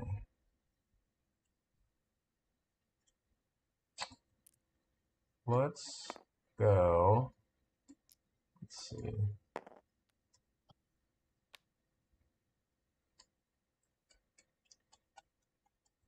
Oh, this is what you've been waiting for, Eric. It's the Love Boat Manager. The love boat. I'll play the Go, 3. gopher. Did you Go. take my? Did you sit on my food carts? No, Yes. Blue did. You I did. No, I did not. son of a. All right, I will take flora y fauna, which gets me 2 of these, and then that is community, which gets me City planning. 1 of these. There you go. While he's figuring that out, we're going on a school trip. Oh, Uh-oh. I'm moving it. This is it. I'm all killing it. right. That's unfortunate. That is right there. All right. It would That be is 5 officially points for killing the us. game. Yeah. There you go. 1 and 2.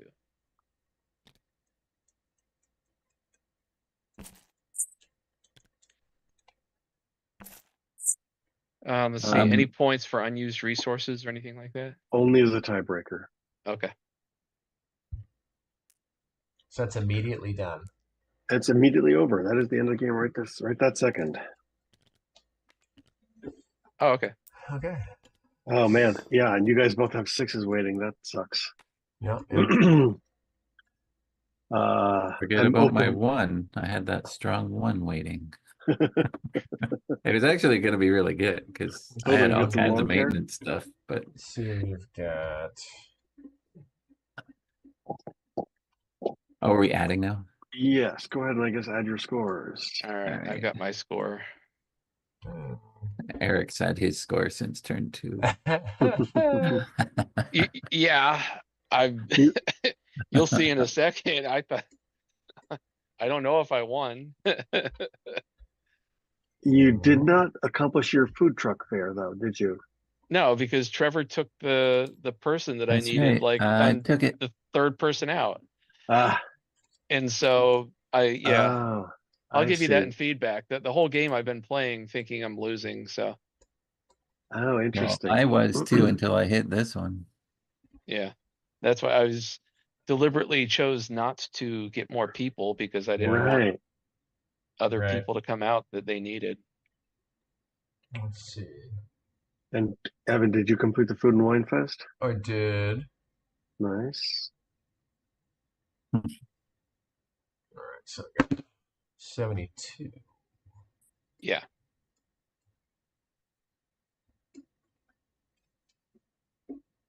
Whoa, Trevor. Wow. You stop it.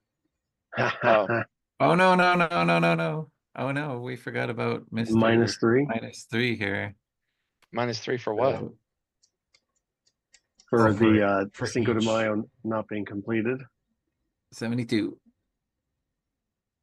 And you did get the points for the, what was it, the exercise yard, the playground. Yeah, that's the 15, right? Right. Yep. Yep. Wait, for Cinco de Mayo not being completed? Where's that? I don't see it. This Over guy. here. So isn't that -22? No, it's -3. Oh, it's mine. I thought it was. I thought it was negative the value of the card. Understood. Yeah. I said it early on. Okay. Trevor, you heard me. Yeah, yeah. That's the only reason why I decided to flip one of those and take one is because you said -3, but he was probably busy like building an evil empire over there. Yes. And Try Eric, this again. what was your score? Yeah. 1 second. +6, +7, +5, +3, Okay, what's the second tiebreaker? -3. All right, 71. Oh my God. Okay, so we go to tiebreaker mode. And we're tied on the tiebreaker. No way. What's the Yeah, because tiebreaker? I got 5 resources. He's got 5 resources. He's got 1 money. I got 1 money. I have more than 5 He resources. has 7 resources. I have 7 Oh, where's your other resources. resources? 1, 2, They're 3, 4, hiding 5. underneath Oh, I the missed food it. and I wine totally fest. missed it. Okay. Holy Yeah, no, cow! Evan wins tiebreaker. Wow, I that was mean, a neck and neck. That was a tight game. that's 72, 72, 71. Yeah. Cool. And what was your event? The Food and Wine Fest, obviously. Oh, sorry, not your food. What was your Food and Wine Fest? Uh, cool. Let's move into feedback. Kiff, do you have Sweet. any guidance, or should we just give you just whatever is on our brain? Yeah, I don't think I have any.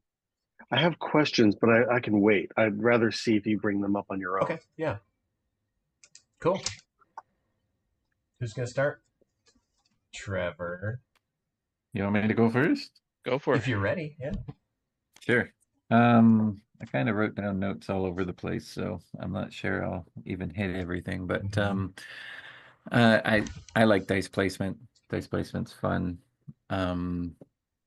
I like that the idea was that you only had 3 and that it was actually pretty quick, even though there was a little bit of different places you could play to. Let me just sort through my notes here. I like the overall theme too. And I think because it's a place that people can identify with, you kind of got your own little not IP. Yeah. So that's kind of nice. I would have liked to have seen some mitigation of some sort, but I'm Yeah. not sure what that would have done to the overall kind of do I do this? How do I maximize? And you start min-maxing too much. Should I roll? Shouldn't I roll? And just that decision can slow things down. You can probably see that I'm one of the slower players. I tend to want to really see what's going on and check my options, and then I still make mistakes. But I suffer from AP. This isn't an AP game, but you probably notice my turns are a little slower. Eric chomping at the bit. Run him over. Just run him over. I originally was wondering about 3 for 1 versus 2 for 1 for the for down here, but I can see all of the multipliers you could get. 3 for 1 is fine. That's just one of the notes I had written down. The just a graphical thing. I'm jumping around here, so sorry. Just a graphical thing. I would put these next to the cubes so you can see what's under there. Yeah. If you know the game, it's fine. But if you don't know the game, you could see I had to remove all the cubes to see what I was doing if I did something there.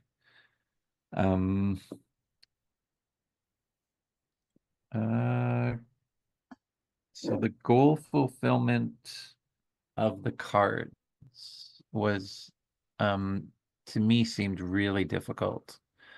And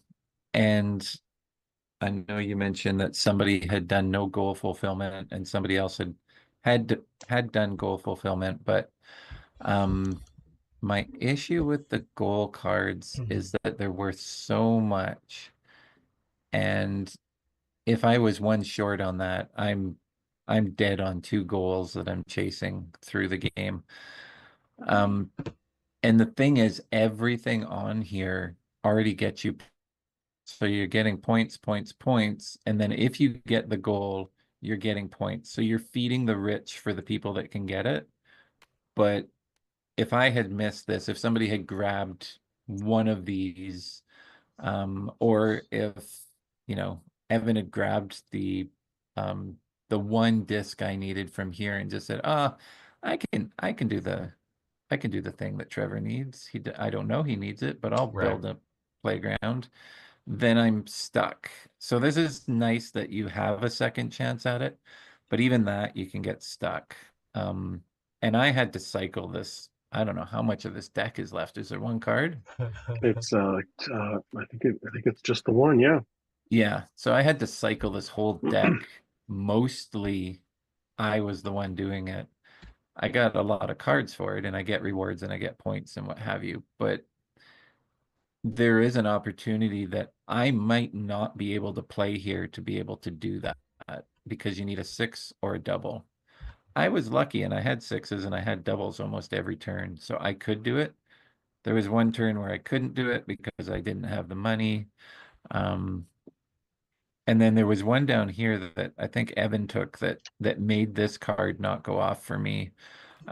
Because I was one resource short, and then as soon as it happened, he took, like, as soon as I got the stuff I needed, he took the one of the 3 that I needed, and he didn't even need it, I don't think. Maybe he did. Which one? Angeles So Temple? it was I did need that. which one was it? It was Angeles the Temple? Angeles Temple. I did Oh, need so it was that, on yeah. another card. And the school trip came later, and Eric grabbed it at the Right. end. So because it's, you get these, or if you don't get this, and especially for the ones up here, you need both. It seems like, at least on my cards, you needed both. And this is this or this, and I think I missed on both. The farmer's market, it came up now, but I think I got the secret stare earlier. Yeah. But it was, he took something because I was then working on this one because this one was dead, or vice versa. I don't remember. No, that's what killed this one. And then I had to wait for the school trip to come up, and I don't know if somebody already had it.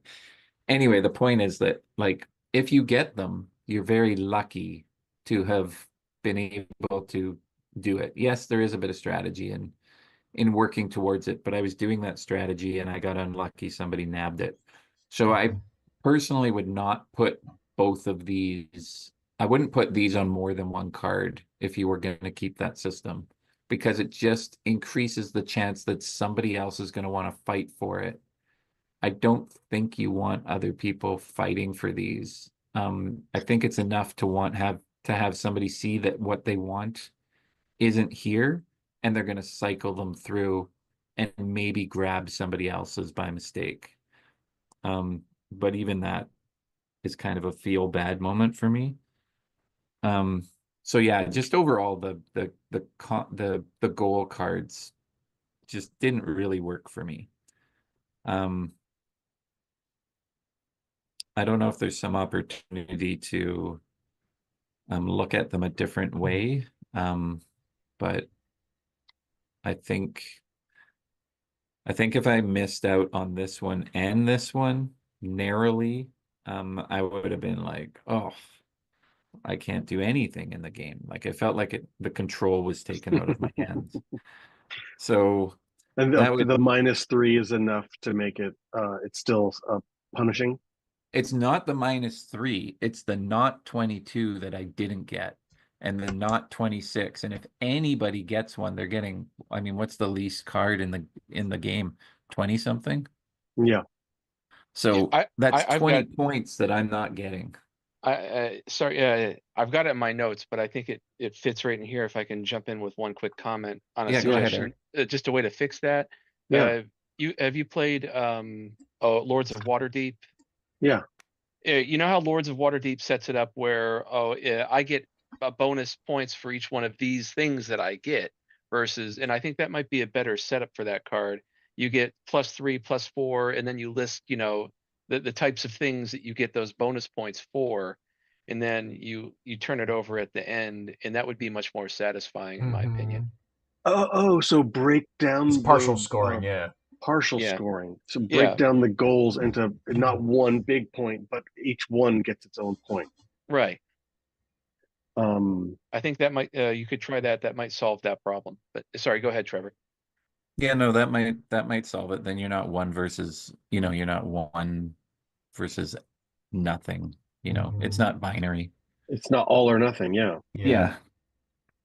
That's what I was trying to say. Yeah. Great. Yeah, so I won't continue on that one. I think I covered that. Let's see. Triples equals reroll equals a resource. I don't think there's anything wrong with that. other than when somebody rolls triples, they have a 1 in 6 chance. Like there's 6 chances of them rolling triples. So it's a pretty low, you know, you're only what are the odds? 1 36. in 196. Yeah. Nice. Yeah. So I yeah, did it's it twice. 36 times 6, right? Is that what it is? No, 36 times 3. 36 times 6. So those are pretty low odds. Yeah. And the If you reward happen is to make low. that happen, generally the feeling is yes, Right. in a dice game. And so It's a it's little not in this counterintuitive. game, and it's probably Right. fine that it's not in this game, and I know why you've done it to make sure somebody can't, especially with triple sixes. You don't want anybody to have triple sixes. But it's that mind thing of triples are great, but they're not great in this game. I get one Right. thing for triples that it kind of feels like I've done something awesome, but then I don't get rewarded for it. And I don't think you should be. It's just something you might get as a feeling in the game to be like, why? I rolled triples. Why do I have to roll again? I got 3 sixes. You can throw one of my dice away. I'll keep the 2 sixes. Okay. Can I just, Right. especially Evan's opening roll, I would guess that he wasn't happy about having to roll those 3 sixes again. I did want I so if dice mitigation doesn't fit in, and maybe it doesn't because you got spaces to go through that, I'm guessing you're wanting to be the mitigation. Maybe when it comes around to your turn, and this is going to affect turn, your time per turn, because if you don't do this, you can what I'm talking about is re-rolling the dice. So Yeah. if you don't do that, you can plan out your turn and turns will go quickly. If you have the option to roll your dice, it can slow the game down. But it at least would give me another shot at something if I really don't like what I've got. And the guys in front of me had 3s and 5s, and they played their 3 and their 5 on the best thing. And I'm left with a 1 that doesn't really give me anything that I need. I could re-roll my 2 dice.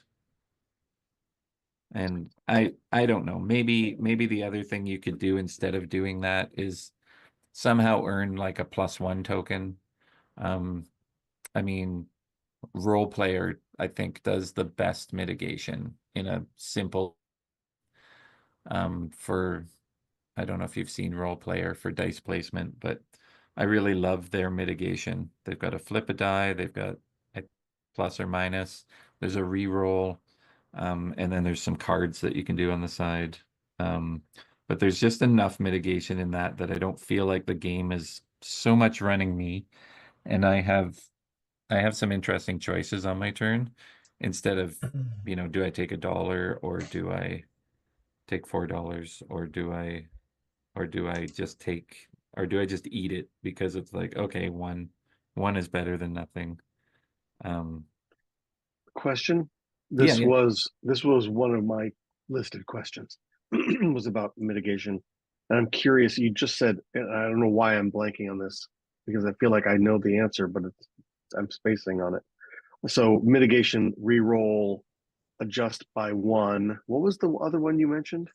there is one in role player where, and I mean other games too, where you can Yeah. flip the die to the Yeah. other side. Oh, flip The it opposite side. 100%. Yeah, Interesting. opposite side. That one's a little bit more of a gamer thing because not Yeah. everybody knows that what's on Yeah. the opposite side of a die. Right. So, Yeah. Offhand. this is a bit lighter, so maybe that's not the best mitigation. But you could have a little card so people would know what's on the other side of the die if they don't know. You can always pick it up and look at it. Yeah, I mean, you could say it in the rules too, and the easiest way I ever say that is it always adds up to 7. So whatever you've got, Yeah. the other side is going to be adding up to 7. Um, I was wondering if there's opportunity if so one of the main problems with the goal cards and some of the other I guess it's mainly for the goal cards, and maybe because it's for the goal cards, nobody would, if there's an option for trades, where there could be a trading mechanism. And again, it would slow the game down. When do you do it? Is there opportunity for two people to just like overpower somebody else with a trading mechanism? But that was all I was thinking. I think Eric's solution is probably better to not have it be all or nothing, but that was just a thought. When you Um, said trade, do you mean with another player or with the deck? yeah, yeah, being able to trade either resources or cards or whatever. But you know, it would make the game definitely longer. And right now the turns are pretty snappy. You've got to die, figure out what to do with it, place it. That's your whole thing. So I don't know that I would add that in. It just came to me as a thought. Mm-hmm. Um, and then initially I was wondering about the money. Um, and maybe if you wanted to keep the money in, there's not a lot of ways to earn money other than kind of coming down here. But if you wanted to keep the money in, um, it seems like we need more ways to earn it, or something more to do with it other than these other spaces, or we should start with some and be able to. So on the first turn, if somebody goes here, we still have the option to play here. Mm-hmm. I like the Mm-hmm. idea of at least the first two spaces being able to play to, maybe even, not having to pay money to be in here. Mm-hmm. Um, and maybe using the money for something else. This felt pretty constraining. Yeah. Um, and then this felt um a little constraining, just a little bit. And so did this. I just don't know if you want to keep people out of here if they have the stuff. Because it's just an opportunity for a feel bad moment to go, I had everything. I needed that. It was on my goal card. And then somebody just randomly picked one because they were trying to cycle through the cards. And it was the one I needed. Um, and it was Yeah, the I one don't know that, how that feels. and and it was the one I could also complete. So now when I come up next time, I have to take an action before I go there, and then somebody goes there again, and I still Right. don't have the dollar. So it's 2 rounds where I'm like, oh, I was kept out of there. I'm just trying to get one of these and I can't. And I can't get the one I need. I don't know that it needs that. If you wanted to do it, I might suggest that you make two, like the same person can't go to the first two open spots. If they want to go again, they have to pay $1, but not the first person to go Oh. there. So like punishing the other people that want to play there, I don't think, like, that just doesn't feel good, but making the other person pay if they want to go there a second time in the same round kind of feels better to me. Um, because if they can go there a second time and pay, then they're probably doing pretty good. I don't know that it's ever happened, but it's a No, and it great might it might because not. so many resources. Yeah. Um, but still, playtesting will prove that out. That's and it's good to think about. Yeah. I mean, the feeling was, I mean, I'm offering up solutions, which isn't really what I should be doing. Oh The no, it's feeling great. was this was too constraining and this was too constraining based on the way to get money. Hmm. Um, and this one could only be played to if you had a 6, is that right? Yeah, it's another thing I'm considering an option on.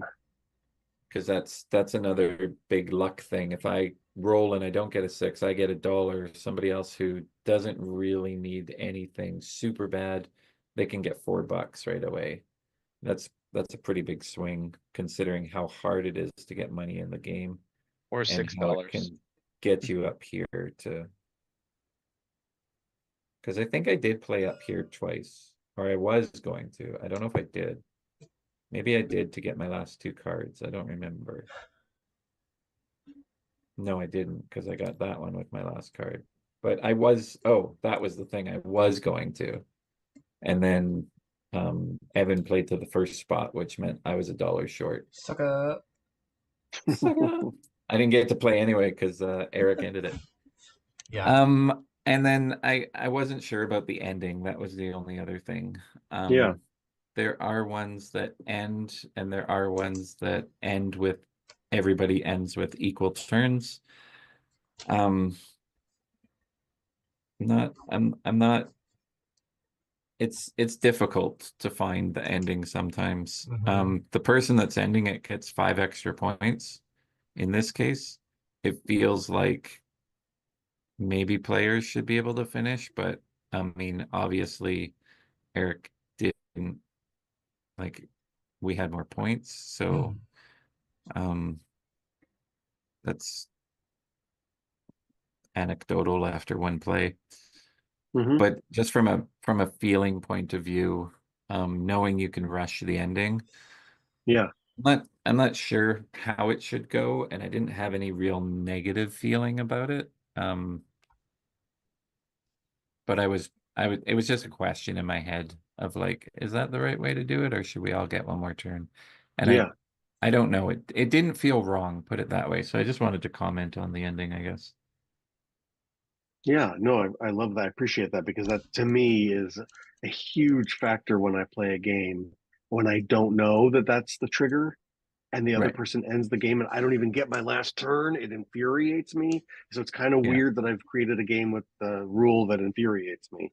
So I'm obviously open to changing it, but I guess I'm exploring with like, what does it feel like?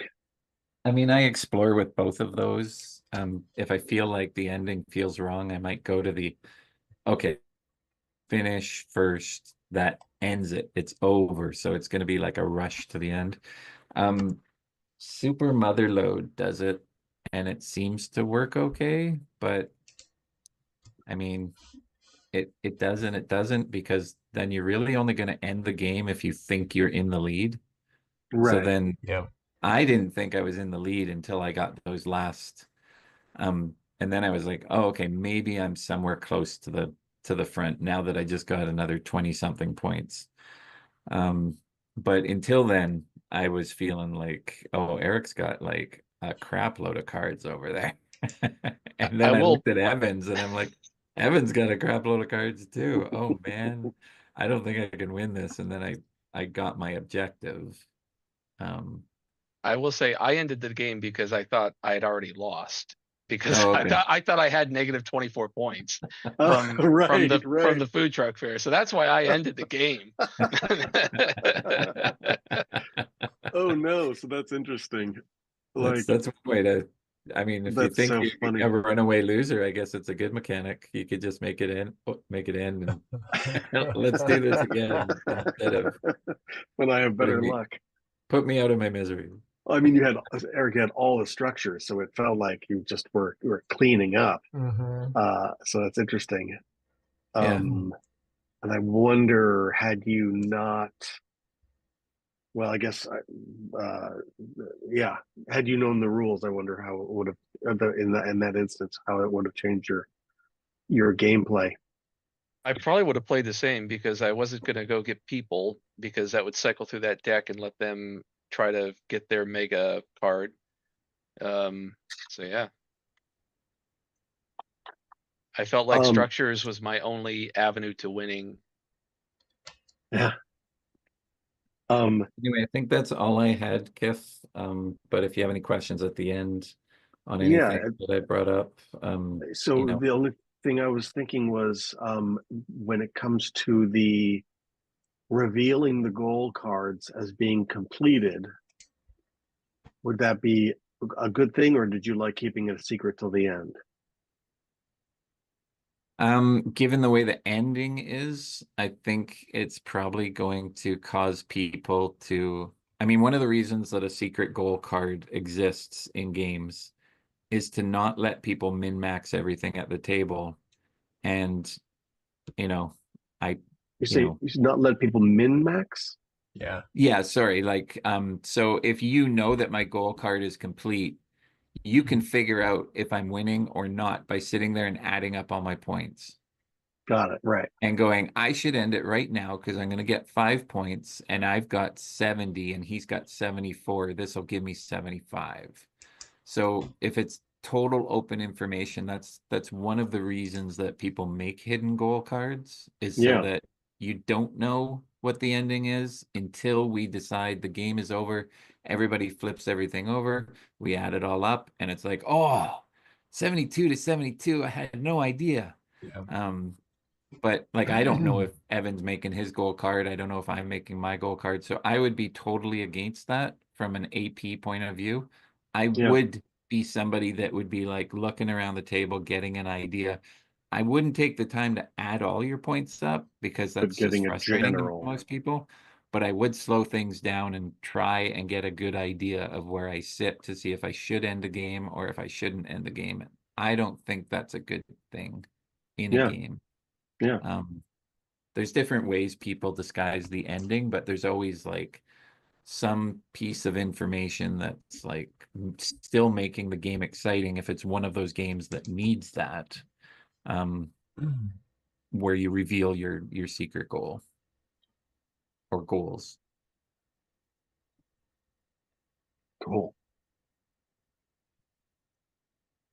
The other thing on the secret goals, I forgot to mention, newer games like Arc Nova. I don't know who Yeah. else does it, but you start with 2 and you don't have to make that decision until a certain point in the game. Right. And so that's nice in that you, even if you weren't completing either one, what it does is it lets you get an idea of the game as a first person, like the first time playing. And you don't Yeah. have to go, well, what are these? How do I get these? What's the likelihood of me getting these? That seems like a lot of points. How many points are in the game? I don't know any of this at the beginning, and you're asking me to make a choice. And that choice is fine as long as it comes a little bit into the game for me. That's It seems cool. to be the newest way to do it is, yeah, you can have a choice, but let's delay it a little bit so you can get into the game before you have to make that choice. Cool. Very cool. I think that's all I got. I said that before, so it's probably a lie, but Okay. Yeah, go ahead. All Eric. right. I'll start with the petty. No, I'm just kidding. The first thing I noticed is that your map is due south is up, and I Due hate south that. is up. I That's hate it when due hilarious. south is up. Due south should always be south. Oh my God, that's hilarious. Wait, you actually looked at like a You, city map? you're gonna have some local people in LA that might not like that. I'm just saying. All Well, right, okay, so that's the petty. And it- it's just, I'm just kidding. I'm no, really it's kidding. great. It's I super petty. I was actually going to put like what do you call that? The navigation symbol to show the Yeah, direction. yeah. But I was like, it doesn't really change, doesn't affect the game, and so I No, didn't it bother. doesn't. Let's. I guess I'll start. Yeah, I'll start with my first comment. All right, let's look at the.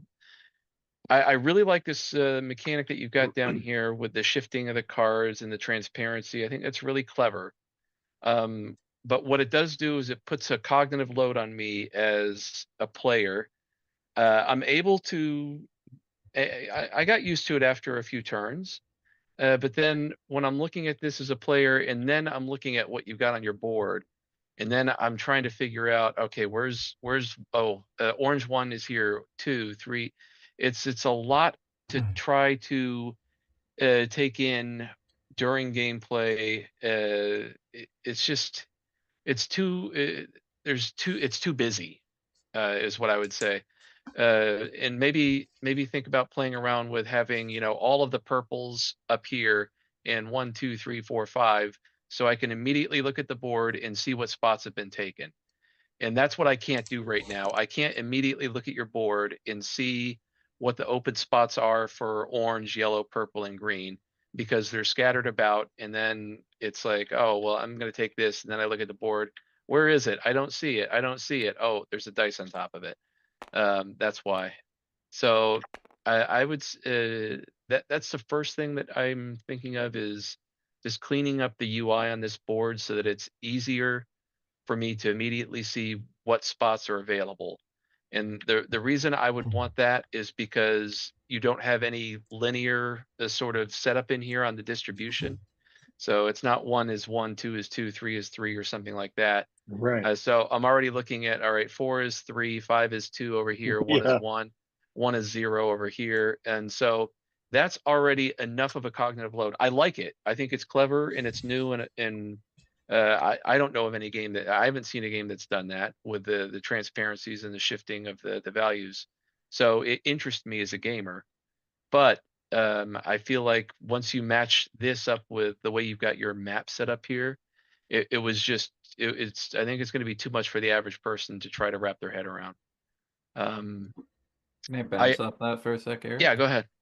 What if you still had it on the map for flavor? I guess you wouldn't need a map then. I was just thinking you could just do it on the card. True, yeah. You know, like if you just put Do it that on the card. on the, Oh. Put the die on the card itself. you know, Yeah. and then Right. it's, then you know it's taken. But, I But don't then know. the map doesn't Then mean. the Yeah. map is not needed. So Right. probably not what you want to do. Yeah. Yeah. If you like to keep the map as kind of the flavor element, Right. I would just reorganize it where it's, you know, purple 1, 2, 3, 4, 5, so I can easily just look at it and see, versus having to wander all over and figure out. See, Yeah. I'm literally, I can't find the purple 3. Where's the purple 3? It's I think underneath it's the blue covered, dot. yeah. There. Okay, yeah. So Right. that was one problem that I was having. Talking about dice mitigation, I agree with Trevor's comments on dice mitigation. I wanted to, and I also agreed, and I'm going to give you an idea to try if you like it. I also agree that the money element in this game really, I got $1 and I held on to it and never used it the whole game. What if you did $1 per pip? If I want to mitigate my dice, I spend $1 for every pip I move on it. Oh. So if I want to go from a 1 to a 3, $2. If I want to go from a 5 to a 6 in order to go where I want to go, $1, something like that. That that gives some sort of extra value to the money that you've got here, and it allows there would be an easy mechanic for mitigation. And if you do that, I would up your $1 to $2. I $1 space felt a little too stingy to want to really spend a die to go there. Yeah.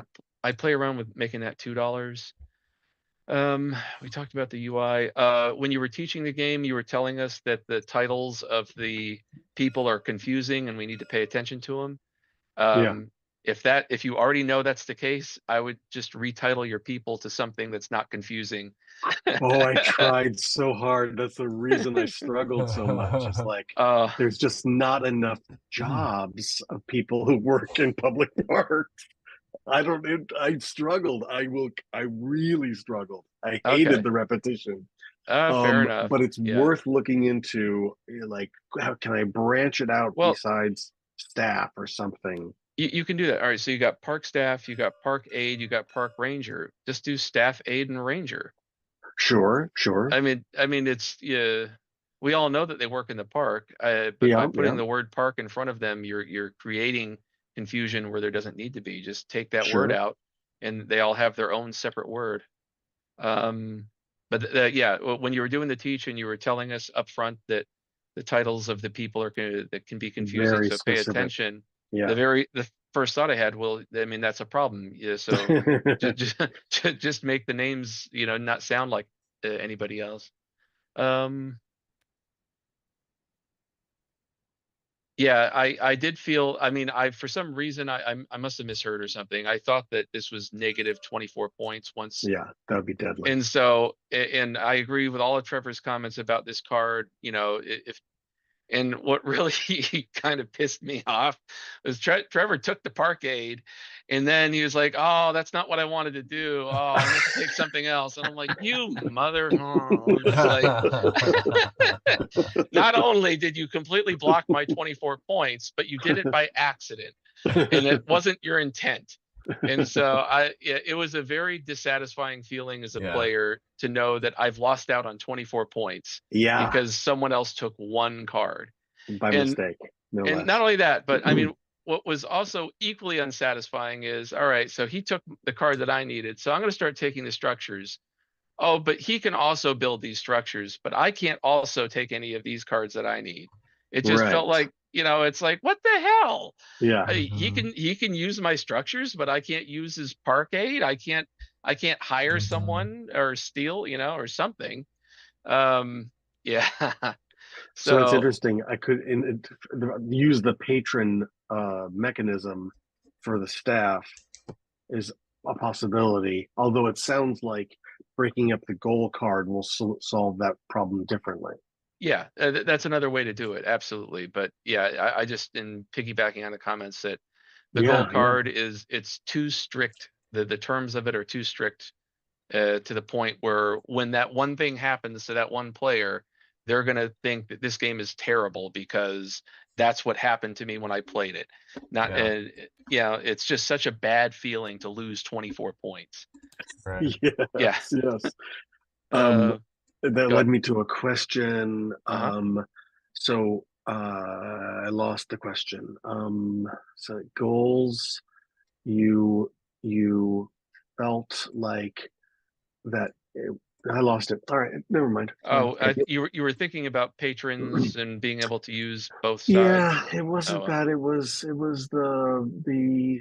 I lost it. It's fine. all right. I'll watch the video and maybe I'll remember and if I still have the Yeah, question. yeah. Just message me or something Yeah, if yeah. yeah, that's fine. Yeah, I know you had said earlier that people shouldn't roll simultaneously, and I was thinking what everybody should roll simultaneously at the start of the turn. That way, the turns go a little bit faster. You're not rolling at the start of your turn and then have to think for 15, 30 seconds. Yeah. Why not have everybody roll together? Yeah. That way, third or fourth player, they've already have somewhat of a plan built in their mind to speed up the game. If So may yeah, I interrupt? Not interrupt, but I mean participate. Or what am I trying to say? A yeah. comment. So this is. I've had a few play tests, not a heck of a lot with other people, just myself, and this is always brought up, and I always hold my ground. Hmm.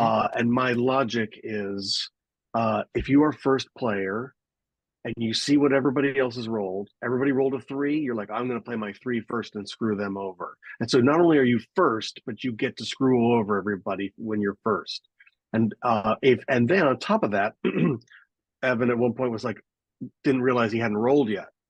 Because if you have 3 dice up, and presumably you rolled, right?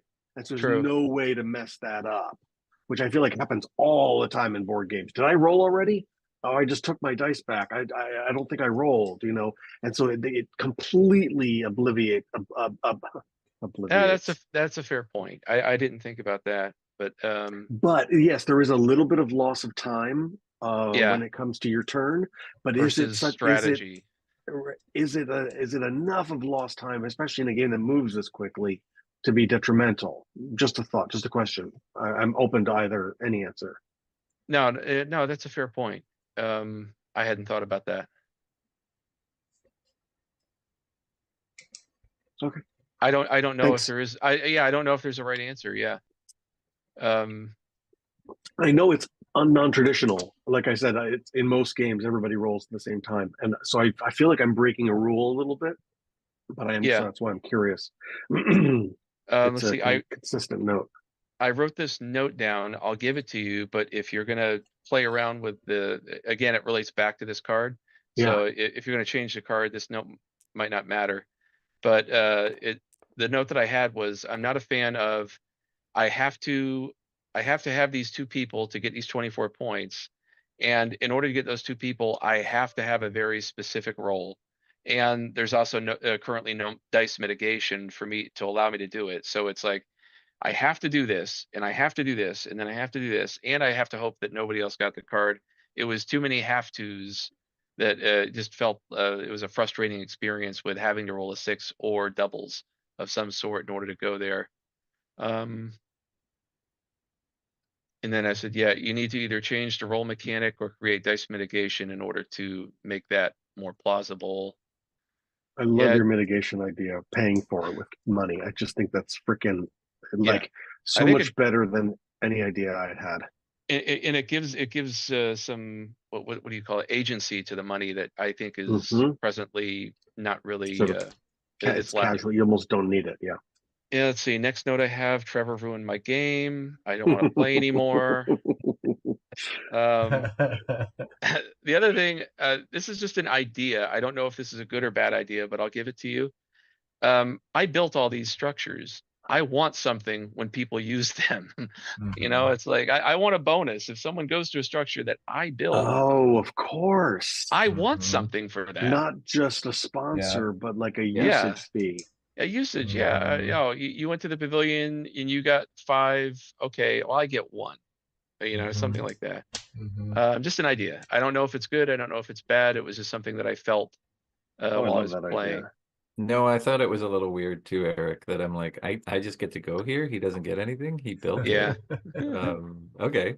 The I other thing is, forgot to um, mention if you're going to keep the structure up here, where you can go here if you roll 6 or echoes, and your game is called Echo Park, I feel like the echoes need more agency in the game.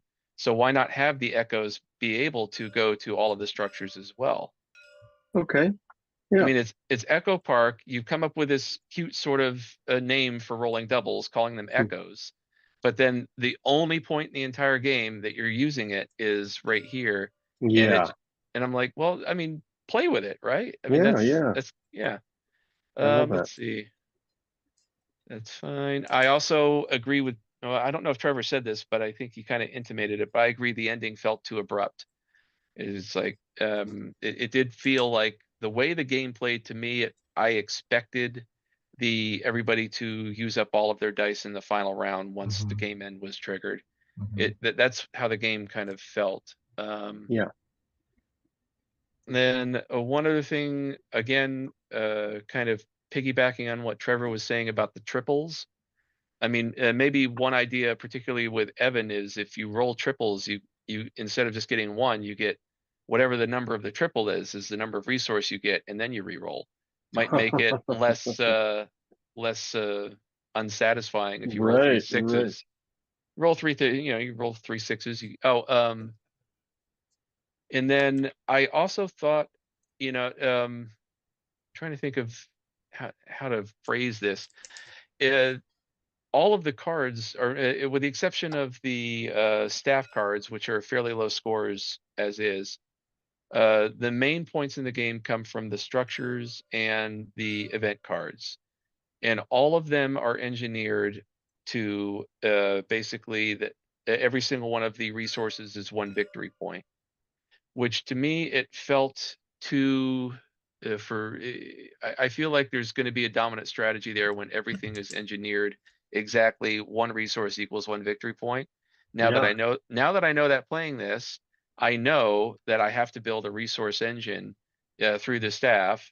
Yeah. And after I build the resource engine through the staff, I'm going to get more resources, and that's going to propel me to the victory.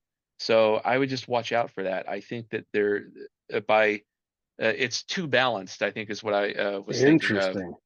And by having everything balanced to 1 victory point per resource, it just creates all right, the only strategy to the game now is build a resource engine, and then convert that into victory points whenever you have the opportunity. So it's a little too cut and dry. I no, I don't want to say that because I think it's complex. I like the game. I feel like the balancing of the cards is too, everything's 1 for 1. Yeah. If you total up the number of resources on every card, it equals the number of victory points on that Yeah. card. By design. Yeah. I think I Yeah, actually was led to do that by other people who have played and said like it doesn't make any sense for it not to be balanced like that. And so this is a great, intriguing note for me, and I'm never heard a note like it, and kind of went out of my way to do exactly what you're criticizing. So I'm yeah. loving this. I'm loving this feedback because I want to understand it. I'll well, like Trevor was talking about min-maxing, which is kind of what I do.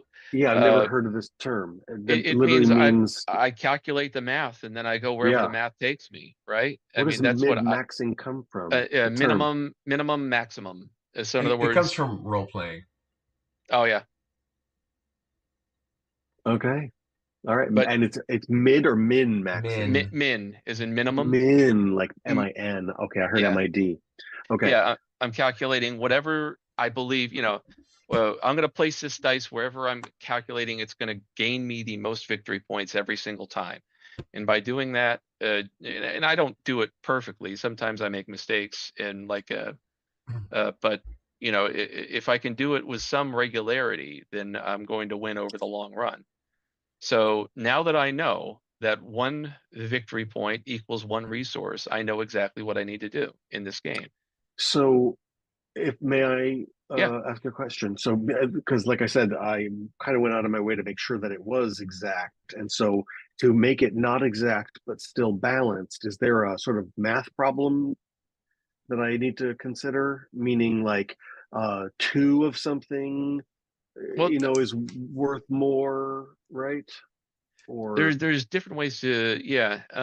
right now it's one for one. So the idea of three for four, that kind of thing. Let me think about that for just a second. I mean, I think maybe what Eric's getting at is it's not so obvious in other games. So if you take Clank, for example, Take what? you might not be able to put a value on everything that's on the card once they value the card, but they've taken enough of the pieces together to say this card is going to cost you 5. You may not be able to get the benefits off of it, but there's a benefit. There's maybe some other stuff that you get off of it. Where you get it in the game, you might value it differently. So it's not always one for one in that game when you're buying it. And some cards are a little OP and some cards are a little underpowered. But I don't know if that's part of what might solve it, but like just hiding it a little bit so that they're not all one for one. Um, but I don't if I could go ahead. I don't mind it so much myself, but I know what Eric's getting at. He's saying like you obviously go build your engine before you go do these things, and the more you can build your engine, you're just going to build up resources and then spend them at the optimal time. And I'm guessing that Eric, if I can speak for you, it's kind of directing you a little bit too much in the game instead of giving you a few different paths that you'd like to follow. Is that kind of Right, right. yeah. It's like, I mean, there's really not much of a choice at that point. Once you realize it's one victory point per resource, then the only logical choice is to gain as much resource as you possibly can and convert that resource into victory points as much as you can. That's everything that I'm doing at that point is geared toward those two goals. Mm-hmm. And it does feel like that takes some strategy out of it a little bit because I've kind of simplified the game at that point in my mind. And so there's ways to do, I mean, if you're talking about, if every time someone goes to the tourism center, whoever builds it gets a resource, then you can cut a couple victory points off of it because they're going to regain those through the people visiting the tourism center, right? And then it becomes this sort of, now the tourism center has got a varying value. It could be worth 12 victory points, but if it gets visited 5 times, then it's worth 17, So you gain Right. renown when other people visit your structure, for Well, example. you don't necessarily gain renown, but if you're sticking to the one victory point per resource sort of calculation through the cards, if I gain a resource every time someone goes there, that I'm Right. gaining another victory point. So to Okay. speak, Yeah. in a Right. mathematical sense. Now I still Of need to course. convert Yeah. that resource later, but Yeah. Yeah. yeah. So and you're saying that something as simple as that could completely fix this problem Well, not or come completely, close but I to it? mean, yeah, it'll add flavor, it'll add choices, because then people have to decide whether or not they want to go there, Because right? they know to feed you It's versus feed someone but else. it's also going to feed them 5 wild. So yeah, Right, right. so it's not that bad. And then once you start doing things like that, it takes it out of it's not just 1 for 1 anymore. Yeah. It's, and you can also, on some of these cards, you could use dice mitigation mechanics on cards as well in order to offset the 1 for 1 value on victory points. There's a lot of different ways you can, the card doesn't have to be straight victory points. The card can, give you other things in the game that you could later convert to victory points if you can make, depending on the choices that the people in the game make. So much going on in my head right now. I think I'm gonna lose it by the time I finish taking this note. No. Yeah. So okay, this is awesome. I was trying to track when you said rewards don't have to be renown or victory points. I'm sorry, sorry. Rewards on cards don't have to be victory points or resources. Hold on, resources is not. What is my brain doing? Okay, for example, were you suggesting that say your water tech is worth Mhm. 2 victory points at the end of the game?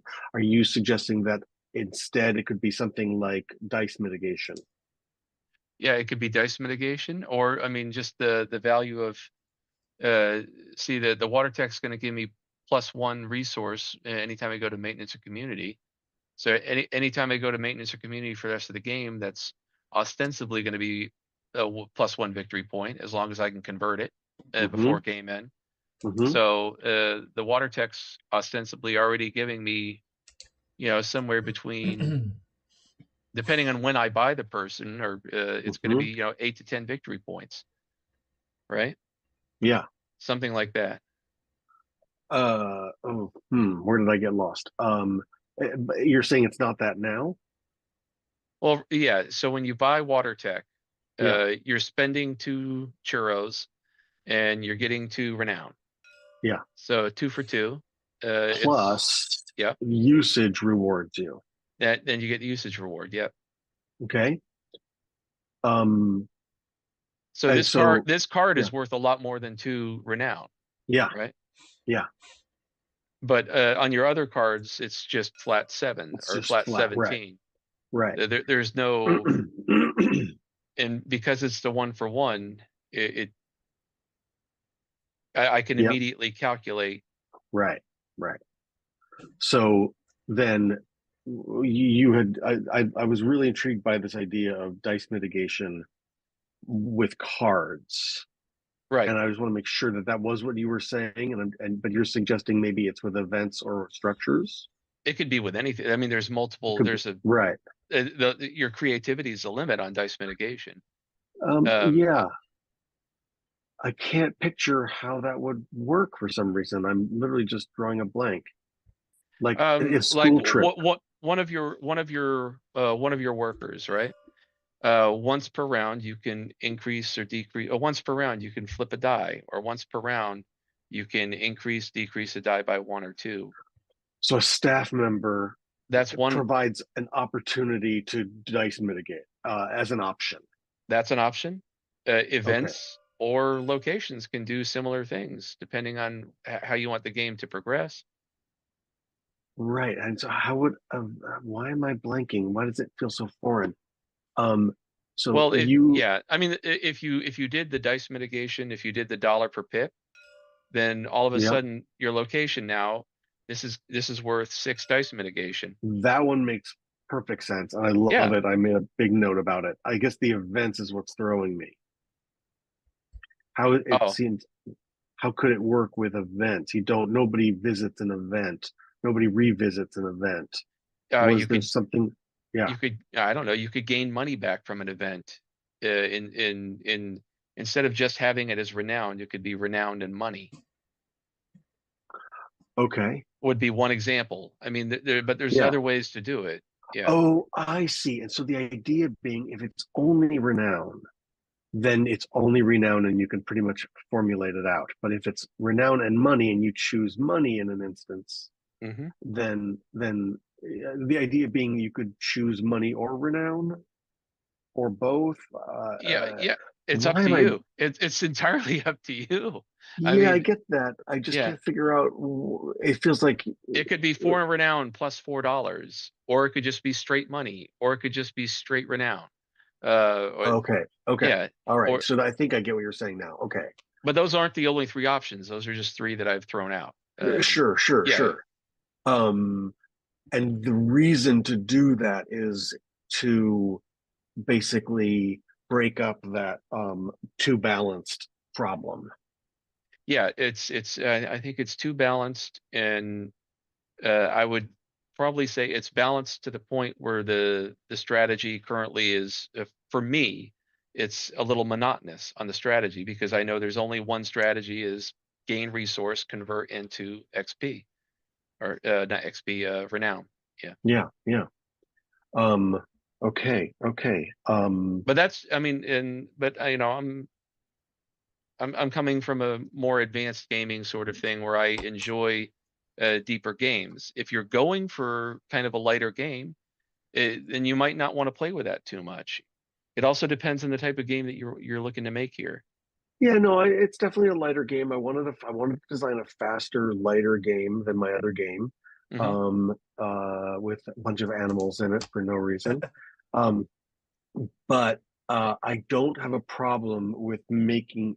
I don't have a problem with your suggestion of making it a little less perfectly balanced. And so I just want to really make sure I was wrapping my head around what you were suggesting. Um, okay, thank you for taking the time there. I Yeah, appreciate no it. problem. And Evan, I think that was it for Okay. my notes. Thank you. Cool. Appreciate it, Eric. You're Cool. welcome. Well, I've got the benefit of having listened to these two guys to steal some ideas.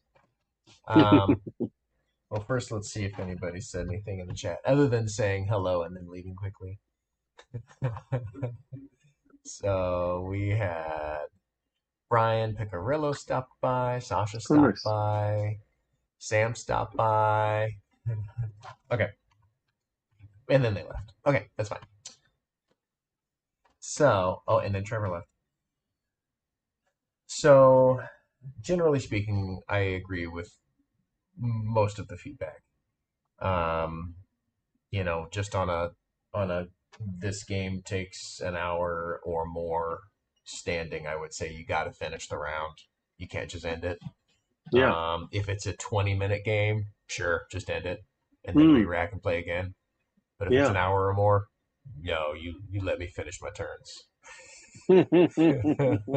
um, I think I think there's an ultimate, and again, this is like weight versus game length versus perceived expectations of a consumer, right? There is technically no right or wrong, right? You make a Yeah. game, if it's fun for you, that's awesome.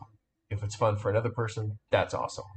But there are kind of industry standards that the consumer market has come to expect, rightly or Sure. wrongly, right? It No, no, doesn't I make get it it. right or best. It Yeah. just is. Yeah. Um, and one Much of like those, rolling the dice at the same time. right? One of those things is how long does this game take versus what is the complexity of the play experience and the strategic depth of the gameplay. And right now, you're at a little bit of an at odds with that. Where if I just want to chuck some dice and do some dice placement that is like very straightforward, like recipe fulfillment, where you have four unique resources that are all equal valued, and they don't do anything different from one another. They just are four different things that you have to collect and mix match. Um, then you're looking more at a Splendor type of expectation as far as like game weight, game length, that kind of thing. Although Splender's really old now, so maybe that's longer than it would now be in the market. How long does Splendor take to play?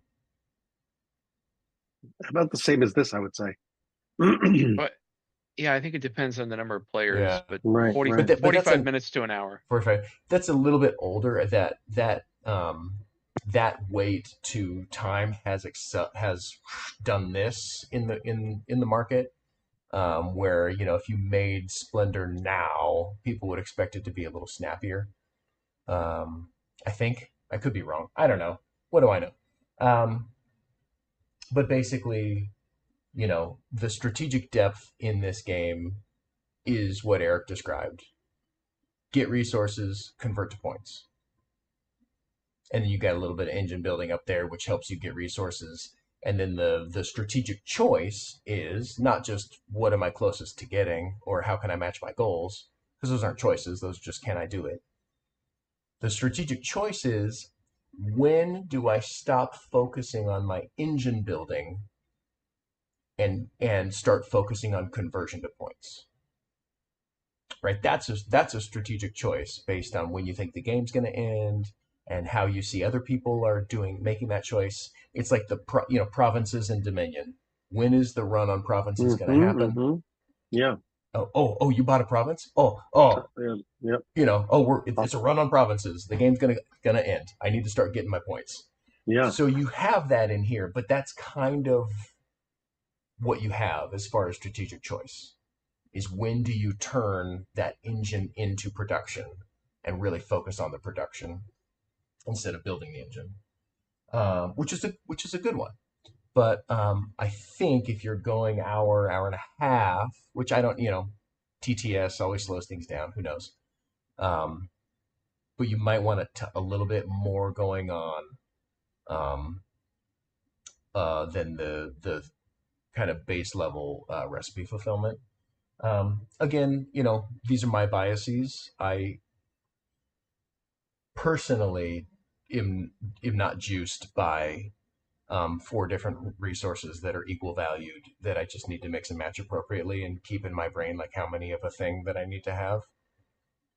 I want them to have meaningful gameplay differences. I want them to have, interesting thematic tie-ins that lead to gameplay differences, not just like it's called this and it's a different looking token, but like it does something in the game that is different than another one.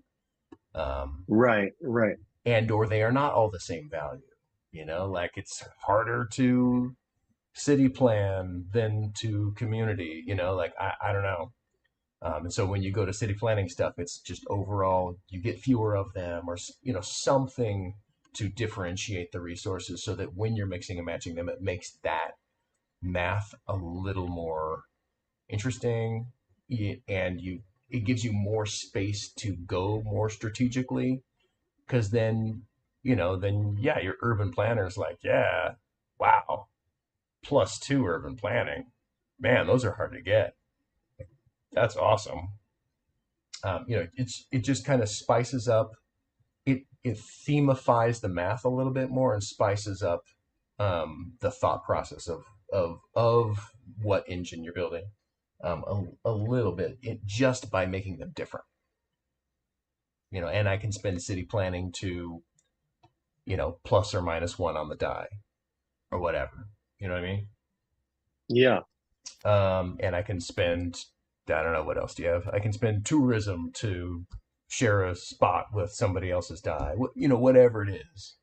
Those, if they are different, it's more interesting. But that's a personal bias when it comes to that's great. That's great. I'm fulfillment. just trying to write that down.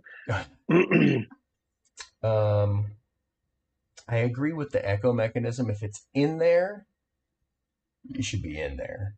Yeah. Not just in one spot. Yeah. Rolling at the start of the round, yeah, that's the standard. It will not be confusing for people because that is the standard. They'll be like, yep, we rolled, because everybody rolls at the start of the round. And if there are dice in front of you, it's because you rolled them, because you grabbed them off the board and then rolled them. Because you didn't place them yet. Mm-hmm. Yeah, you can definitely spice up those events. Like Erica was saying, you can have a different type of engine building on there. Like the staff is what gives you more resources when you go to resource gathering. And the events, I don't know. For example, I just took Labor Day and Farmers Market. It doesn't even have to be engine building. It could just be strategic differentiation. So, for example, Labor Day, at the end of the game, it's worth 2 points per staff card you have. Right? Then you're Oh, like, oh, if I'm the person who put together the Labor Day celebration, I'm going to get 2 points for every staff card I've got at the end of the game. And Farmers Market would be, 1 point per community token you still have left over at the end of the game, or whatever. Like something that makes you go, ooh, I want to go like this, or I want to go like that, or I benefit from doing this. Like it kind of makes you go, instead of just strict conversion.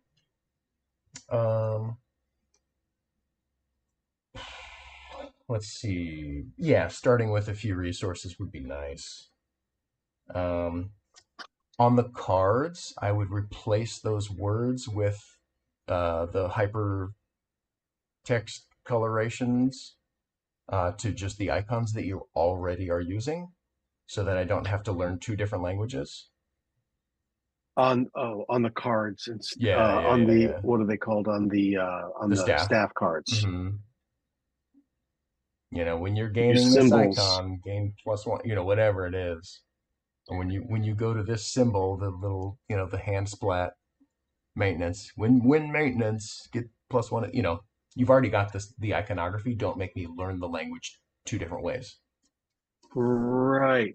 No, not to, sorry to interrupt. Go ahead. I'm just trying to see if I'm looking at the cards on the board here. Sure. Service Yeah, tech, pick one. add to all city planning rewards. And so I've literally got the icon and the text. Exactly. And you're saying it's redundant? I'm saying for my assumption is a larger percentage of brains, more visual information is worse than less visual information. So if you repeat the same visual information two different ways, it's more difficult to grok the entire state of the game than if you only have it one way. I understood that perfectly. I appreciate it. I guess I'm confused by how having a bunch of symbols on a card would make it easier to read. Mm-hmm. Like right now, like add to all city planning rewards. Well, okay, here, If I look use at school symbols. trip. Oh, Is that is that confusing? no, not at all, because they're all the same. They're all gain spend, right? Yeah, it's very straightforward. Iconography, like there's a reason you use icons, Yeah, and if you're gonna yeah. use icons, use icons. Well, I mean, Is what how I'm would you saying. phrase service tech with icons? Let me look. Service tech, add to all city planning rewards. I would say exactly how you have the wing, Uh-huh. +2. When you're Well, gaining wings, you get 2 let me more. add in there. Well, look at the symbol that's on your board. The symbol for city planning is a star. Oh yeah, star +2. Yeah. That's what it is. Yep. Sorry. Oh, You It's use not. you that have an symbol. icon of a die being placed on the star, then +2. Yeah. Yeah. Yeah, because if you put wing :+2, then that could trigger off of other things that give you wings, Right, which is right. different. But this particular ability would be star :+2. Yeah. So And die then icon with like an placed on the star. Right. Um, +2 wing. Yeah. and the inherent other benefit to that is it makes it more accessible to non-English speakers. Yeah. Totally. I just Yeah. struggled a lot with this terminology, and so the fact that I can make it easier. The truth is, Evan, I'll take your note to me one step further. I've got two icons and terminology, and Right. when I could just use the icons and cut the terminology. That's my opinion on a better way to do it. That's not the only opinion. There are plenty of very, No, well everybody's born regarded with one, folks right? who believe that it's better overall to use more words and less icons. I just happen to be more in the icon category, so it's not Oh, right or wrong, but I'm on your team in that regard, because I'm just could not wrap my brain around it, and I appreciate you opening my eyes. um, let's see. The blue spots, the way you have them set up is, again, it's another visual pollution sort of thing, and it makes the game more confusing because it looks like there are more spots for me to put my dice on the board. Mm-hmm. Yeah, Just you put it in the place where I put my dice on the board. yeah. So don't put it there. Um. Oh, that's interesting. If the hmm, you can just claim the blue cubes. Sure. As long as they don't, as long as it doesn't confuse the gameplay, I don't care where they go. Just Yeah, not there, basically. Anywhere but there. You can throw them back in the box. I don't care. yeah. I was just trying to think if there was a reason why you might hold on to it. If the It if could be the worth a artwork, point or whatever, like if the two, two of any two wild was actually printed on the sure, cube, um, and then you claim it. sure. Okay. Anyway, Yeah, it's unnecessary clutter on the board. I agree. yeah. And You when could and also when they're have not on the board, they are very confusing as potential worker placement spots or dice placement spots. you could just have them side by side. So Sure. it's like, oh, I'm taking this cube, that one goes there. Whenever you cover something with a cube, you get it. So it's Great. really obvious the cube's here. Oh, I'm Uh-huh. next to do that one. Yep. I'm next to do that one. Sorry, if I could jump in with Yeah, one other please. minor Mhm. UI Yeah. note. The wild symbol, your your green in the wild symbol does not match the green that is on the the Yeah. You whiny the shoe bastard. green. I mean, Yeah. from far away, it looks like the top two colors are virtually the same. But when you zoom in, you can tell it's a little bit of a lime green and a little bit of a yellow. Except for on the gazebo, it's kind of a yellow. Well, so I literally changed the board this afternoon because Yeah. the TTS bleaches the board. If you look at the event cards or the any of the cards, you'll notice that like yellows become white. Yeah. All the coloring I did in my artwork vanishes if it's anything close to white. Oh, did you do the art in It's your, RGB? no, I think it's his background. What's the background? I bet if you So change from your field back to a normal, a non specialized background, the colors will show properly on your Mm. TTS board. can you explain what you're saying? He's So you talking about see the that you're field. set in a field. If you look Set around, if in you a zoom out, field. Yeah, so if you Set in a zoom out field. from the board, Yeah, I'm zoomed out. you see the green and field. now spin around, you'll see that your table is sitting in a field. Oh, you're kidding me. Yeah. Literally the field environment is what's doing it. So this is an HDR that you've uploaded that has its own light properties, and a lot of the HDRs, if your colors are coming out weird on your board, it's the HDR that's doing it. I would say that's been my majority of people are like, what? And they change it, and all of a sudden everything's fixed. The That's the funny. room that we're playing the game in is Yeah, affecting my colors. that's right. Holy, Or could be. I would. It It could be. could Well, it could be. I'm not saying it is, but it no, I could mean be. it's an easy change, and I will look into that. That's insane and hilarious. But yes, those colors. I mean, it's kind of infuriating because I cannot match colors from one space to another, and I couldn't figure out why. So at the last minute this afternoon, I changed the board greens to a darker green so that they'd be legible. in this bleached environment. So note taken, but note anticipated, and note tried to subvert. One other question, when you're doing your cards, are your cards pure white in the backgrounds? Yes. Have you try doing like a 5% gray Okay. versus a pure white? Yeah. That can often help saturate the colors that you're trying to put in the field. Cool. Just to, yeah, I usually do 5 or 10% gray. Oh my God. Great. I did not know that. You also don't, just for printing, should you ever print your own, you don't ever want to print white, because white is nothing. You want Yeah. to print a color of some sort on there. So most people print something that's got just a little bit of gray in it, so it actually prints on the card so that you get something printed onto that space. I don't know if you guys have your cameras up right now, but like my Dogville game, all of the cards are white backgrounds, and it's one of the hottest little elements of the cards. And so I'm confused by this note.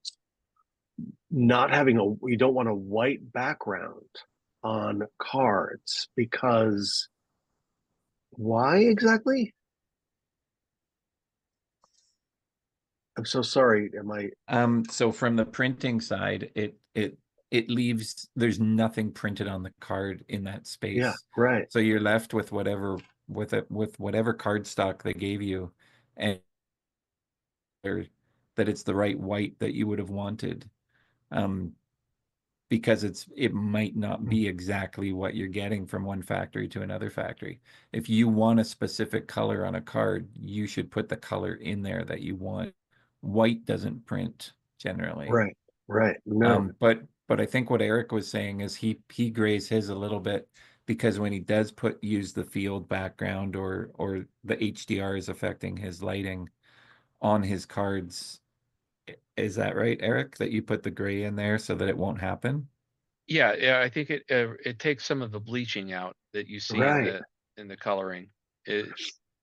So I mean, give it a shot. You can start No, at it's a great, 2.5% gray and then work up from there. yeah. No, it's a great note. I just never heard it with printing, and I'm a graphic designer and a printer. I use white. I mean, every graphic designer uses white, right? So it's standard. So Yeah, I'm not a graphic designer, but I've read and studied it for game design, and I've always been told to use 2.5, 5% gray, something like that, when printing cards. on any Yeah, white. I'm also not a graphic designer, and it's just third-hand information that has been handed down to me. It may be complete malarkey. I don't know, but that's what I was told. Never leave it completely white. Wow. I've been told the same thing, but again, I'm not a professional graphic designer, so what was told to me could also be untrue. I mean, I love when a graphic designer learns graphic design from non-graphic designers. I mean, sometimes industry specific stuff is No, pretty interesting too. 100%. Yeah. I'm gonna write the note and put a big question mark or two after it, because that is wild, crazy stuff. I'd like to know the answer once you find the actual answer. Right? Because now I'm curious. Wow, that's wild. That's really wild. Oh, great. I think we interrupted you, Evan. Yeah, I think this blue track can be more interesting. Just generally speaking, I think giving people the opportunity to sit and, here's min-max again, sit there and micromanage and take time figuring out which resources exactly to grab when it's a mix match. I don't think you want to give that opportunity any more than absolutely necessary, if at all. And I just don't think it's an overly interesting reward. I think you can do something else more interesting with that track. With the event cubes. With the event cubes, yeah. Because those are like this is the driver of the game stages. I guess so is the structures, but I want to see something else there. Like 5 points to move the final one, totally reasonable, right? Yeah. Super reasonable. Shifting the card values. This is another one where, like, I love the idea that you have down there of the that shifting card valuation or spot location valuation market, but it only happens once in a game, and it's another one where it's like it should either be in there as an integral part of the game system or not. Like this just might not be the game to use that cool idea. Just that number 2 space. Right, that number 2 space is the only time that your game interacts with that mechanism at all. You know what I mean? Yeah, yeah. Like, But also, if I may, it was previous games with you guys that led me to understand that, like, when you change the rules mid-game, you don't want to do that more than once. We sure. don't have to force people to reevaluate what everything costs again. So if you do it once, and I feel like it's necessary just to keep the game interesting. Otherwise, you like never visit flora and fauna. Everyone's Yeah, always going for lawn care, right? right. I'm not But the why is that? Why would that be? Why would what be? Why would somebody always be visiting Well, lawn if care? the clear cards don't move at some Right. point during the game, then you literally would never use garden or station because it's 0. what I'm saying But is but on any one turn, I'm rolling 3 dice. If these change, I'm rolling 3 dice, and it's just reassigning these to somewhere else. When you reassign them in the middle of the game, I've learned something. I've got that in my brain, and now you're shifting it all. And not only that, my decision to pull this cube is mind-boggling. Like, I need to shift everything to the right. Is this going to benefit me in any way? Does it benefit anybody else? My AP brain went off of like, I'm not pulling that cube because I can't even do the math. mhm. I don't That's want these to change in the middle of the game. That's like changing your powers and quacks in the middle of a game or any. That's one thing I didn't mention. I don't like this at all, changing it. so intriguing. Okay. I do like the replayability in that these you could have a few different ones of these cards and they could land on any card, and that's what you get for that game. But Yeah, uh, for that's what it. for me, I don't want to change it in the middle of a game. I don't know how you guys feel about that, but Mike, but I just want to ask a question. And why have any of the values set to 0? Uh, because otherwise the game is just like throwing rewards there's no bad moves. Well, I mean, 1 is always going to be a worse move than 2 or 3. I had some pretty hardcore gamers were my only other real play test with this, and that was something that they all agreed on was like you got to throw some zeros in there. You can't have more than 1 3. It's just too many resources. It slows the game down. Um, and it was such a resounding feeling that I kind of was like, okay, I can embrace that, and I made a big change to the game as a result, trying to be open-minded. um, so I have to confess it wasn't my initial concept, but I've grown to believe in it. But I'm curious the new opinion. I don't know if it's good or bad. I was just asking, I just was wondering why anything needs to be 0, because 0 is taking a choice away from the player to put anything there. No one's going to play a die on a 0. You could if you had a staff person who adds 1 or something, but yes. True. The only time. Um, Sorry, go ahead, Evan. I'm sorry. It's all good. Um, but yeah, so that system of those rotating cards, I think, is a very cool idea. I just think it's underutilized here and more confusing than it's worth to be in this game as currently implemented. It doesn't mean that you couldn't lean into it and make it more of a vital portion of the game.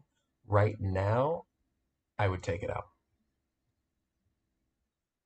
yep. And not have them change like that.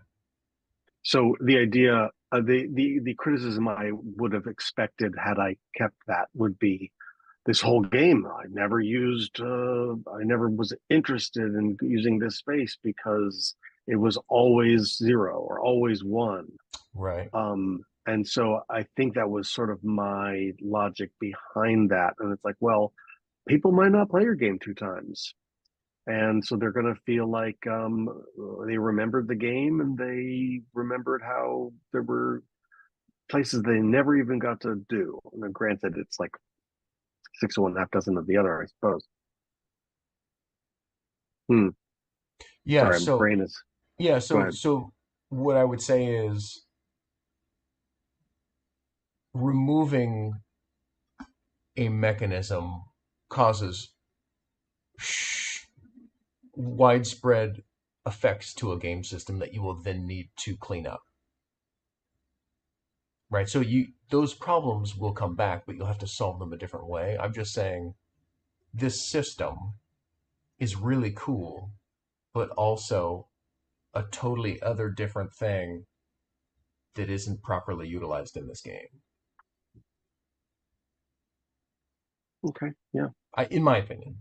Like, I want No, to see a that's game that's focused on that rather than a thing that shifts once. You know, yeah. and for a Okay. thing that Yeah. just shifts once, I don't think it's doing enough to like be in there. Sure. I hear you. Right. Thank And you. as a mechanism, if you remove a mechanism from a game, yes, it's going to cause the issues that you were trying to solve will come back, but that doesn't mean that it's wrong to take it out.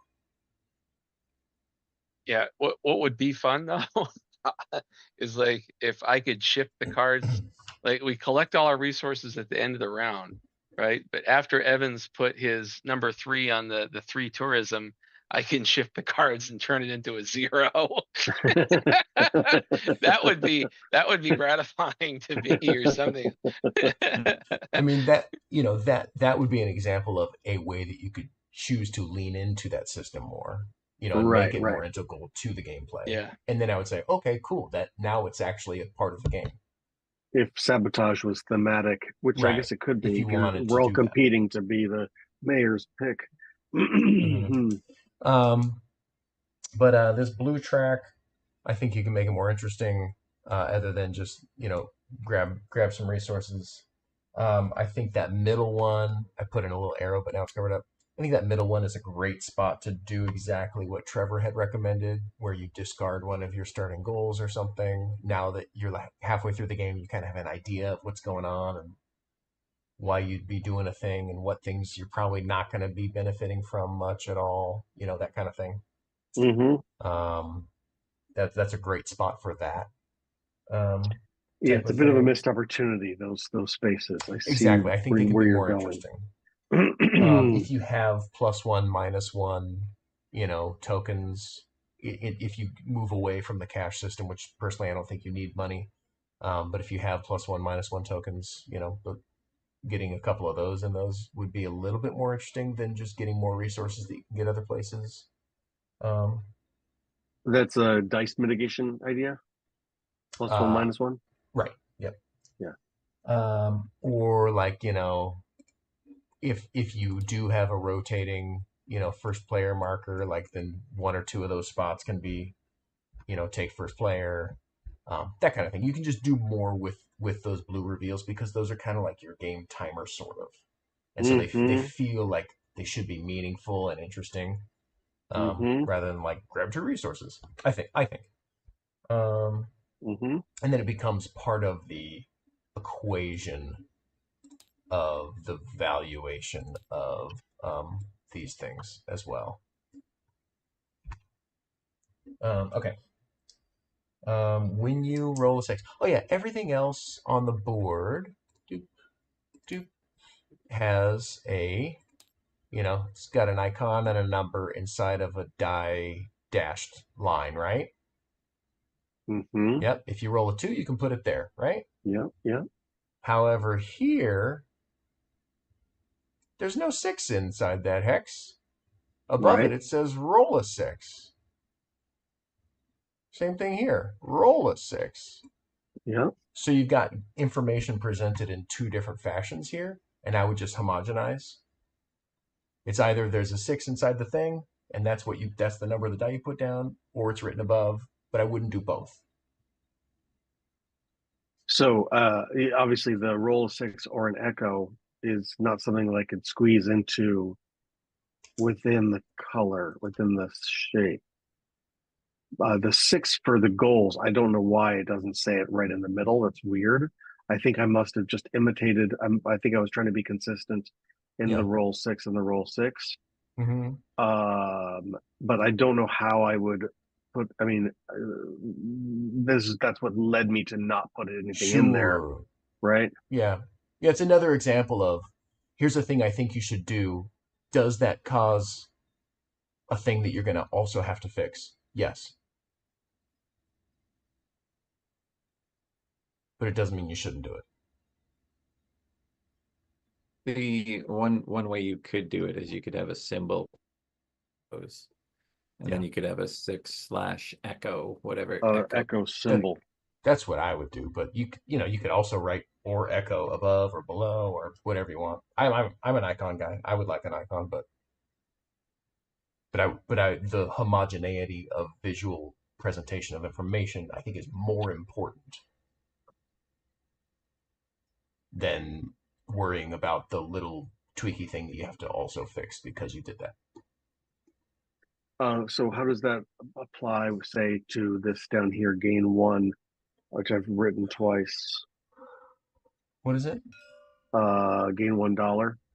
I Oh have yeah, it to as me a that's symbol. extra visual clutter. And is the symbol that I've written here, this plus $1, is that clear enough? I think so. If you look at, say, the what's it called, the exercise park here, right? Hmm. It doesn't have a plus. It does not say gain $4, and it doesn't need Right. to. Doesn't Similarly, need the to. $1 doesn't need a gain $1. So you wouldn't think you're paying $1 for something by going here. What would I be paying for? I know exactly. But then if you look at the dollar signs here, there's no difference. It's the minus $1 and plus $1 is the same symbol. Sure. And yes, you're gonna need to find a graphical solution that differentiates successfully when you're paying and when you're gaining. Yeah, One of I'm them's not red, one of consistent. I them's see it blue, now. one of them's green, one of them's black. It doesn't matter what you choose as long as it's used consistently, It's inconsistent. I just even right? noticed that myself. Plus, minus, like it doesn't really matter your No, choice no. Yeah, yeah. as long as you But do that thing consistently. you pointed it out to me that I'm completely inconsistent and I didn't even realize. um, Goal. Getting a new goal as currently implemented doesn't seem as needed to be restricted as it currently is by using only a six to go there. But I suspect you'll be changing your goals, and so maybe that feedback is not useful. And I think one of the most interesting parts of a dice placement game is the restrictions around dice placement. When you can, when you can't. Why are high values valuable? Why are low values valuable? And if you can't, I feel like answering those questions through the gameplay is very important. And in this particular experience, maybe it doesn't always play out to be this way. And obviously, scores here tell a different story than what my experience was. But my experience, and I think that's basically just because Eric got super unlucky. He got screwed by Trevor. But he should have crushed our face. He should have crushed our, like, based on gameplay and dice rolled, he was crushing our face. He just didn't win because Trevor took his thing. Right? You feel sore about it. I mean, but that's what happened. And and I was sitting here not rolling sixes and not rolling doubles and being like, okay, Eric wins. Because he kept, like landing on these like just not marginally better, like just way better. Like leagues better, ridiculously better. And I'm like, okay, like what do you do? What, like I didn't roll a 6. I didn't roll a 6. This was one of my other questions that I was going to ask at the beginning if you guys didn't bring it up. Yeah. Is this a good okay time to interrupt? Sure. So there are 5 structures, and I've been debating whether or not to give them, in order to play a token there, a die there, you need to roll a 6, but what if each of them had a number as well? So you could roll a 6 or a 1 to play on the tourism, a 6 or a 5 to play on the dog park, that kind of thing. Yeah, I've got later in my feedback, I have something similar to that going on. But right now, what I'm saying is 6 is too good relative to the other numbers. Oh, I see. You need to mechanically change things so that 6 is not too good. What are you talking about, Evan? You roll 3 6s out of the gate. I got 1 resource out of it. That was awesome. He used them all up for nothing. That was your mistake. I know. That was my mistake. I didn't sprinkle them in. I blew it. But it's too good. Yeah. No, that makes sense. You need to balance the with. valuations of the different die rolls, so that me as a unlucky die roller generally, even though I rolled the 3 of a kind twice in a row, or not twice in a row, but twice throughout the game. Generally, I'm an unlucky die roller, and I will just watch someone else roll better than me. And if that's the only determination of how to do well in the game, like currently 6s, if you roll a bunch of 6s, you should win. And I don't want that to be the case. That should not be the case.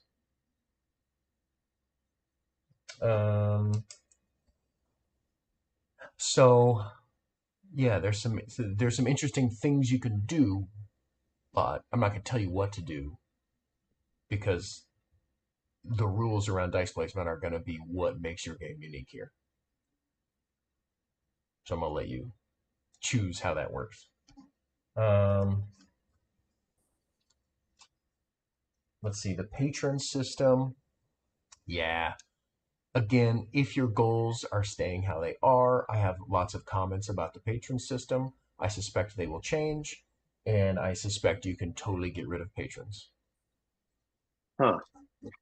Yeah, it's possible, because if the goals don't have a cumulative score, then there's not a strong reason to grab the patron. Yeah, I would just get rid of it. It's just extra junk. Yeah. Personally, that's my opinion. Well, I will confess that I had not, I don't think anyway, in the rules, I had, let's see, if you claim where is the rule? Buy a patron token for any completed structure at the original cost. The structure's founder is rewarded for resources, and the patron can use the token to complete a goal. I said in this game, I said that you also get the victory points, or the renown, even though that was not in the rules. And I watched the game, realizing that I'd made that mistake, and it was sort of too late to take it back. Even if that was there, I don't think it's worth having the extra piece and the extra thing to remember. Like, just because it's valuable doesn't mean it's interesting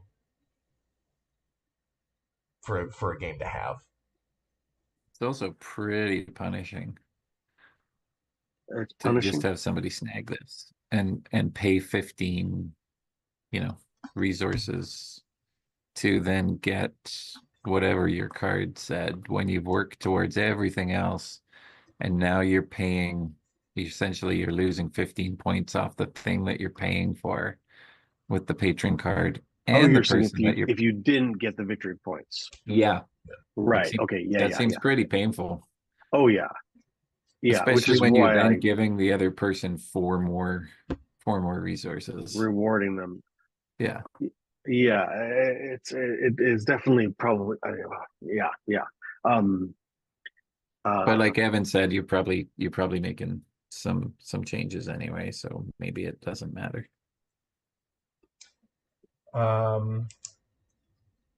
Thank you. What you didn't know though is it's not really a patron, it's actually a blackmailee, and this is city government. So, they're just Um, they're a patron of the I've got more notes on sixes and being win more and all these other things. But we can move on. I think I made those points.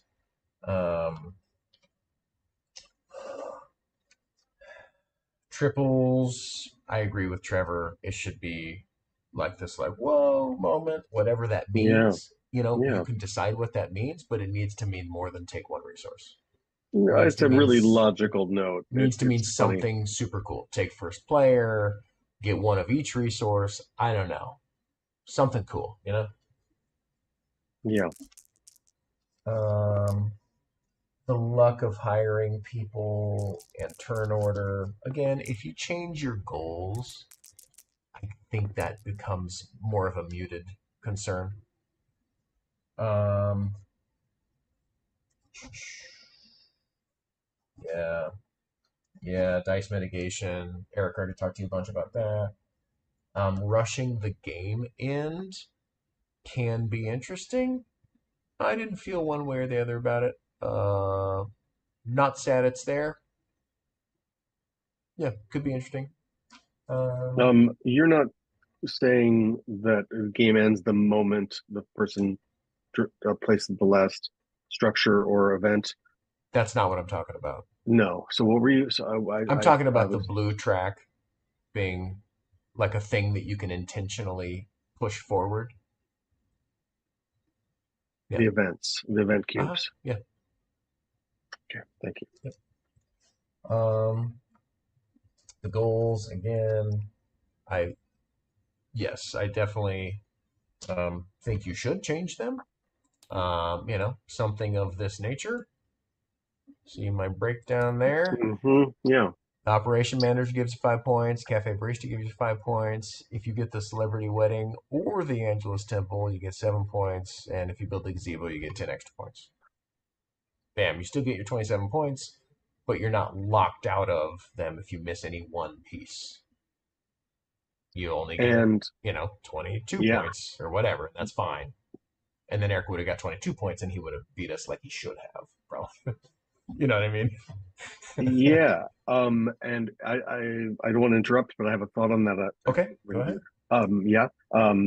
So uh, the idea being right now, Food and Wine Fest has a 27 next to it, right? Mm-hmm. And you're saying the 27 should be from each, break it down instead of having it be the header. I mean, that would And be, have it not be a cumulative 27, have it be 10, 7, 5, and 5. But then if you accomplish all of them, to give a little bonus cumulative point. if So the you want to. 27 would say 5 or something like that. Sure. Yeah. So a cumulative reward, but only a small boost, small bump, not something so substantial. Sure, that's a fine way to do it. Yeah, Yeah. I mean, you get to figure out all the details of, how that works. yeah. I think you should split it up so Yeah, that no, it's no, not all or I'm nothing. absolutely, and I appreciate the breakdown here. Yeah, if you don't get sixes and you don't get doubles, you don't get to engine build. That's a big problem in the system currently that hopefully will change. But we already talked about that. Money, I think I already said I would just cut it. Just generally, it seems extra. If you want dice mitigation, it could be money, but I don't think that's very interesting as a resource. I would tie it into your other systems more, using your other resources in more ways than just recipe fulfillment. I think is a good way to incorporate that. But again, if you just need it to be money that can also mitigate die, that's fine. Or if it's just like little, castles of Burgundy workers that are just literally dice mitigators, I think that's more interesting than money personally. And then you can kind of clean up clean up the rest of the game a little bit. I don't know. So, just so I understand, are you combining this idea with resources having different values? I'm saying that's one way of handling what I'm saying. Right. That is a potential avenue Um, of including dice mitigation and getting rid of money.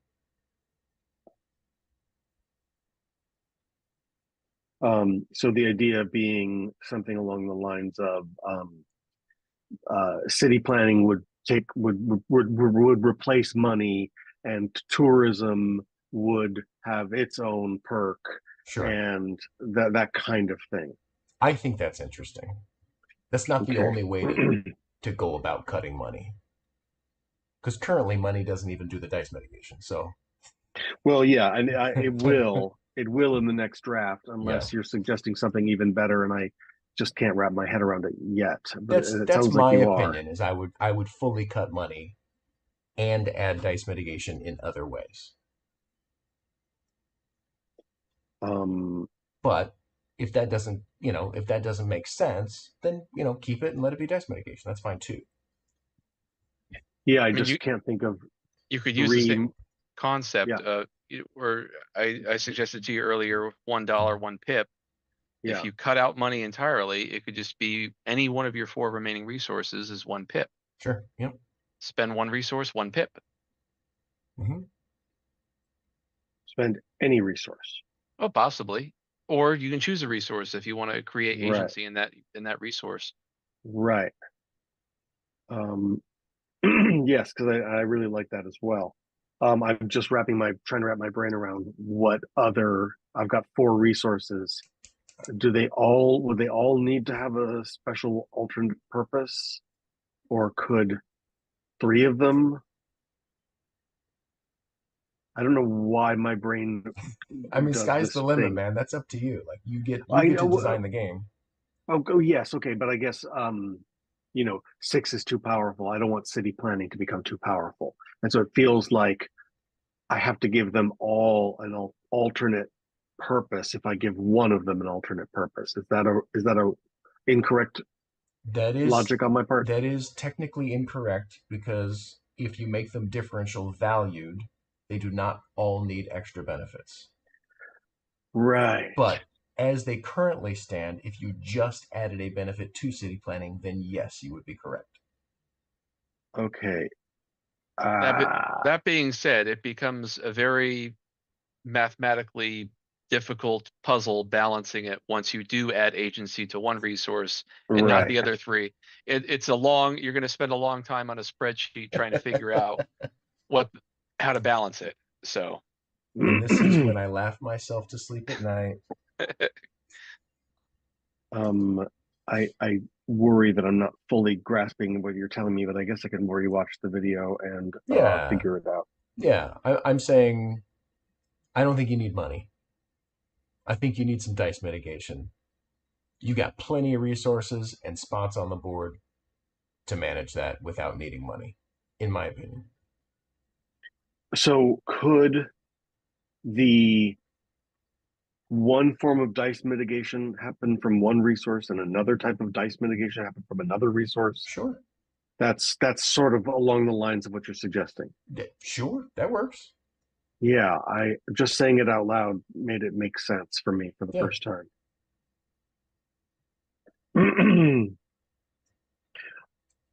Oh, okay. The puzzle piece just fell together. Thank you. I don't know what that block was, but I could not get past it.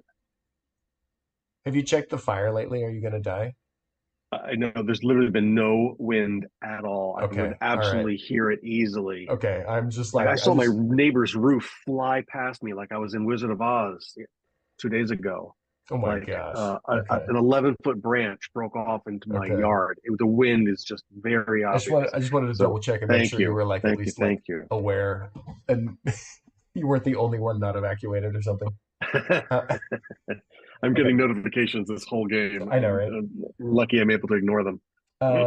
If you do remove money, then I think it would be more interesting to have your 5 spots, be numbered 1, 2, 3, 4, 5, and they give you 4 city planning, 4 maintenance, 4 tourism, 4 community, and the other one gives you first player or whatever. One more time. The whole thing. Instead of you can only access them with a 6. Instead, you can only access. The spaces that are currently only accessible by a 6. Right. So you've got the 5 special buildings, right? Tourism center, Yes. gazebo, dog park, exercise Yes. yard, and playground. Yeah. Instead of only using them with a 6, you could assign a numerical value from 1 to 5 amongst them. Which I brought up earlier, 1, and right. I'm now putting together what you're 2, saying. Okay, sorry. 3, 4, 5. And 6, or just those numbers? You only have 5 buildings. Right. But I mean, a 6 was what currently brought you there, and you're saying pull the 6 out. I'm saying I think it's too 6 powerful, is already good enough. and give it 1 through 5. Give it 1 through 5. Yeah, great. I was just great. And if you do remove money, then I think each of those buildings can map to a different thing, rather than the mix and match, which has an AP issue for me. I think it slows players down too much. I mean, Eric's really good at mathing that stuff, so it didn't slow him down that much. But I think if either me or Trevor had been getting the 6s and getting the gazebo, we would have slowed the game down. We would have been wait, I need 3 of these and 2 of these. Wait, no. If I get that, then I need 3 of these and 1 of these and 2 of those. You know what I mean? Like, I think we're very lucky that Eric was the person rolling a bunch of 6s, because it didn't slow the game down as much as if Eric or Trevor and I had. But and so I didn't even notice the benefit on the gazebo. Yeah. Like, I didn't even realize it was +5 of anything. Yeah. And so by having so many wild card options, it slows the game down. Yes. You said AP at one point, and I don't know what that means. That's analysis paralysis. Oh, I always call it, what's that awesome term that rhymes? Yeah. AP. Great. That's another term I won't remember. So I have to think of the words and then think of what they're spelled with. So by having too many wild card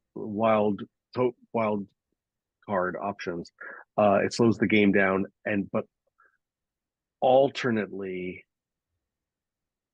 and with no money, if money and wild cards are not ideal, then what am I left with? I'm weirdly drawing a blank, because I struggled to. The options that I threw out that are just examples, were here. I'll give you the specific ones that I was thinking.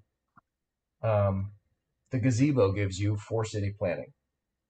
The tourism center gives you 4 tourism. The dog park gives you 4 community. The exercise center gives you 4 maintenance. And the playground, you take the first player marker.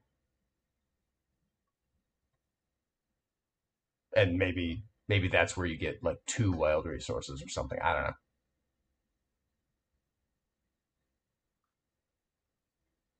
Okay. But those are just examples. No. The examples open my mind, so I'm not writing them down because I'm going to steal the idea. I'm just writing them down to make sure I understand what you're saying. So because I can't write very fast. You basically were saying each structure would correlate to one of the 4 resources, and then the 5th one could be random or first player, that kind of thing. Yep. Thank you. Or plus, or dice mitigation, or whatever else. Yep. Okay. So I think that those options are going to speed up your game compared to 5 of anything. Okay. And I don't think money's interesting. But,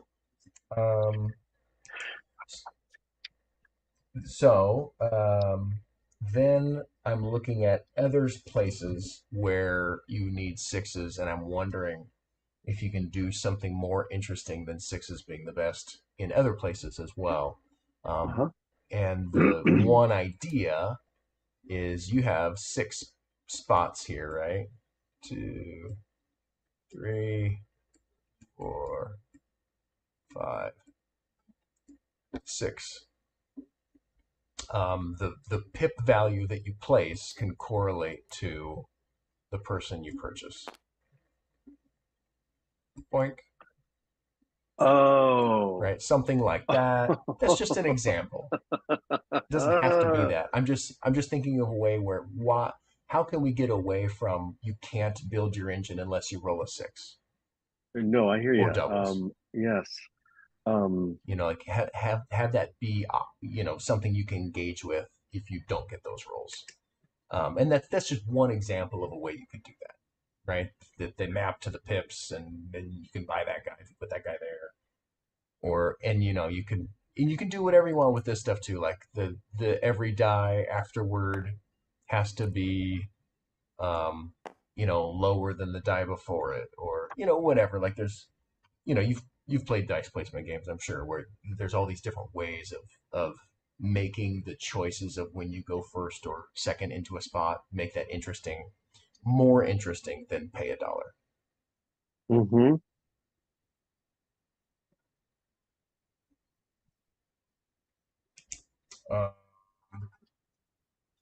Let's see, what the heck is that? I don't know what that is. We always got to get one of those, Evan. I know. I'm like, I don't know what the hell that says. Who wrote that I down? do not know what that is. Yeah, I also followed Trevor. I think it was Trevor's logic down here, where I was like, well, just because Eric was saying, it's tough to track what is and isn't available, and I'm like, well, just make the cards a little bigger and put your die on the card, or make the dice smaller or whatever, and put your die on the card. It covers up the spot, and everybody knows that's gone. And then I was like, oh, then you don't really need a map, do you?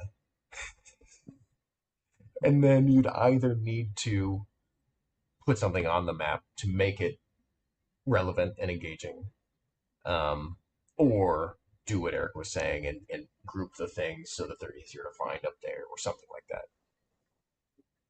But I totally agreed with their feedback, basically. Yeah, the tracking where the numbers are on the board, Yeah. like where the fuck is the purple 4? Right. In my mind, I was like, dude, after one game they'll figure it out. Like, you know what I mean? And when I played it over and over again in my playtesting, I'm like, I know where the 4 is. I figure it out. And so in my brain, I just said they'll deal.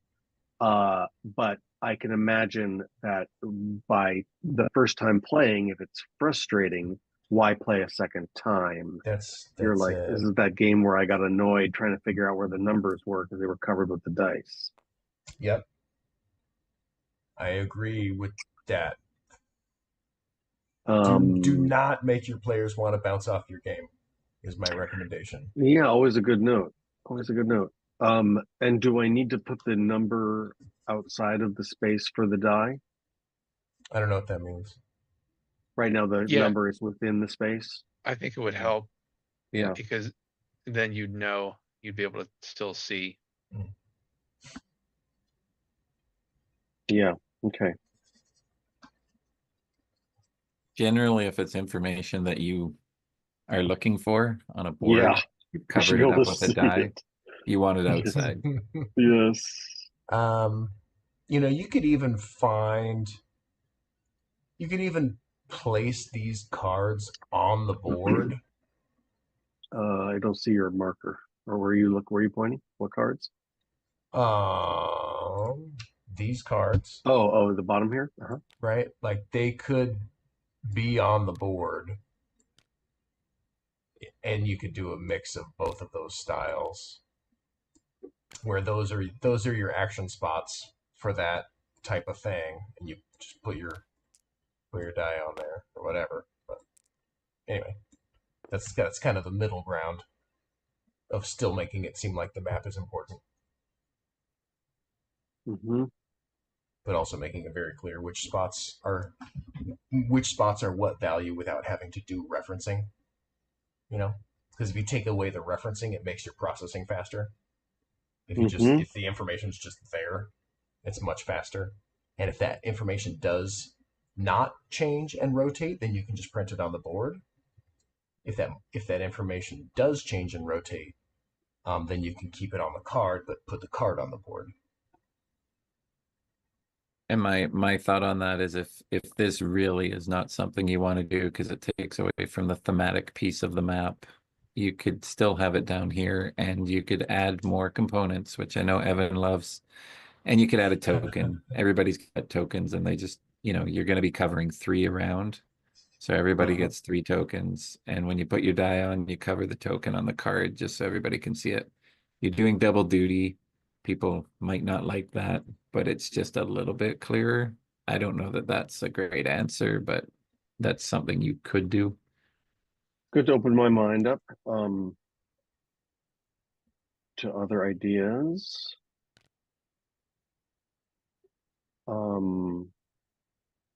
Yeah, an extra move isn't ideal, but I also don't love the idea of covering the board with right now all of the placement is very specific, right? The lotus tender is on the lotus, right? The jogging is on the track.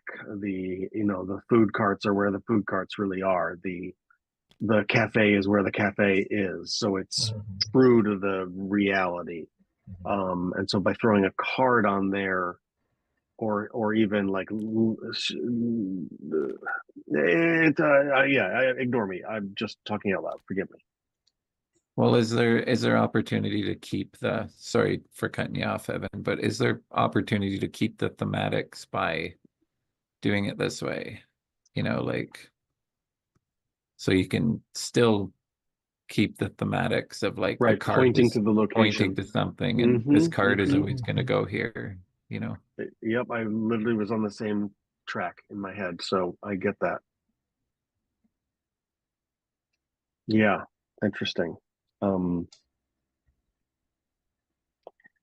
going to be able to read these notes later. I have no idea. Sorry, Evan, go ahead. No, it's yeah. Yeah, but basically my point is, make it quick and easy to process as far as what the value is. Has it already been taken? Is it available? So I can just like look and know at a glance. And whatever needs to happen to make that happen is what I would recommend. And obviously you don't want to sacrifice, every game is a tug of war between fidelity and playability. Simulation fidelity and playability. How accurate is this park versus is the map useful gameplay wise? You know what I mean? Sure. And so there's always a struggle between those two things, and only you can decide what is the perfect balance. But cool. That's all I got. All right. Any other questions for us that you kind of feel like you didn't go over, or things that you were worried about that didn't get covered? I think I interrupted you guys rudely when the opportunity arose. I can't read my handwriting either. Okay, got it. I think we nixed that note. Great. Yeah, okay, you covered that as well.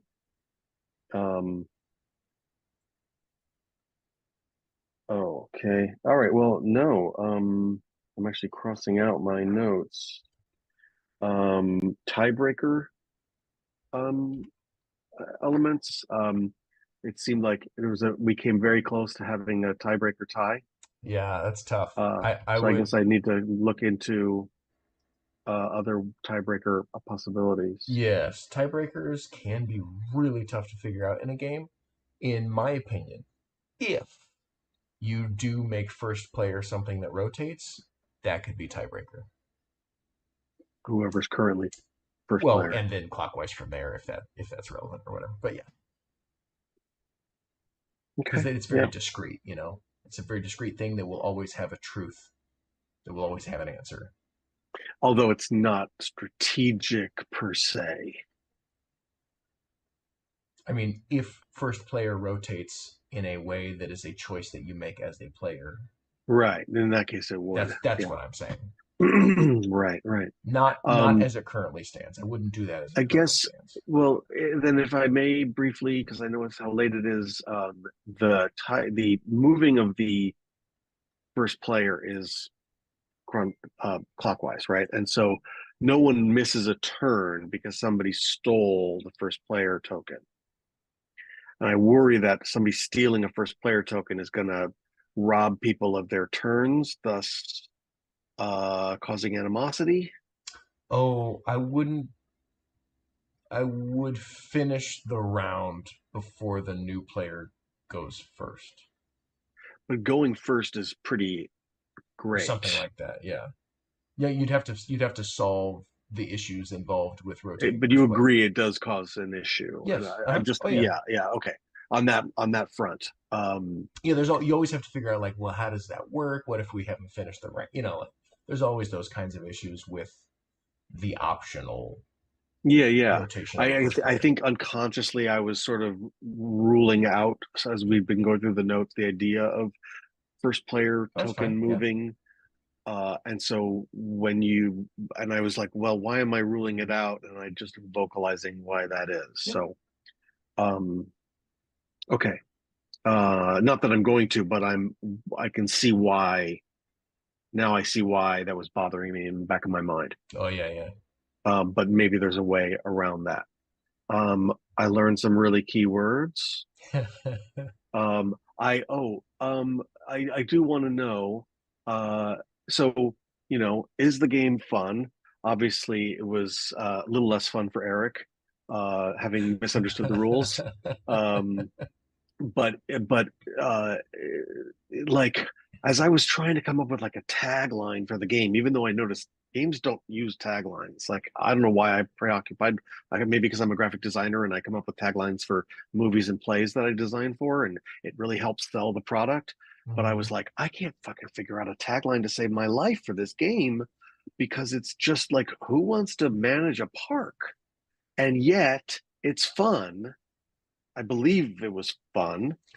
And I don't know if that's because the artwork is fun, the staff are all animals that you would find at this park. Is that just a cute little aesthetic pleasure? Or like, is the actual strategy of the game what makes it fun? If it's fun.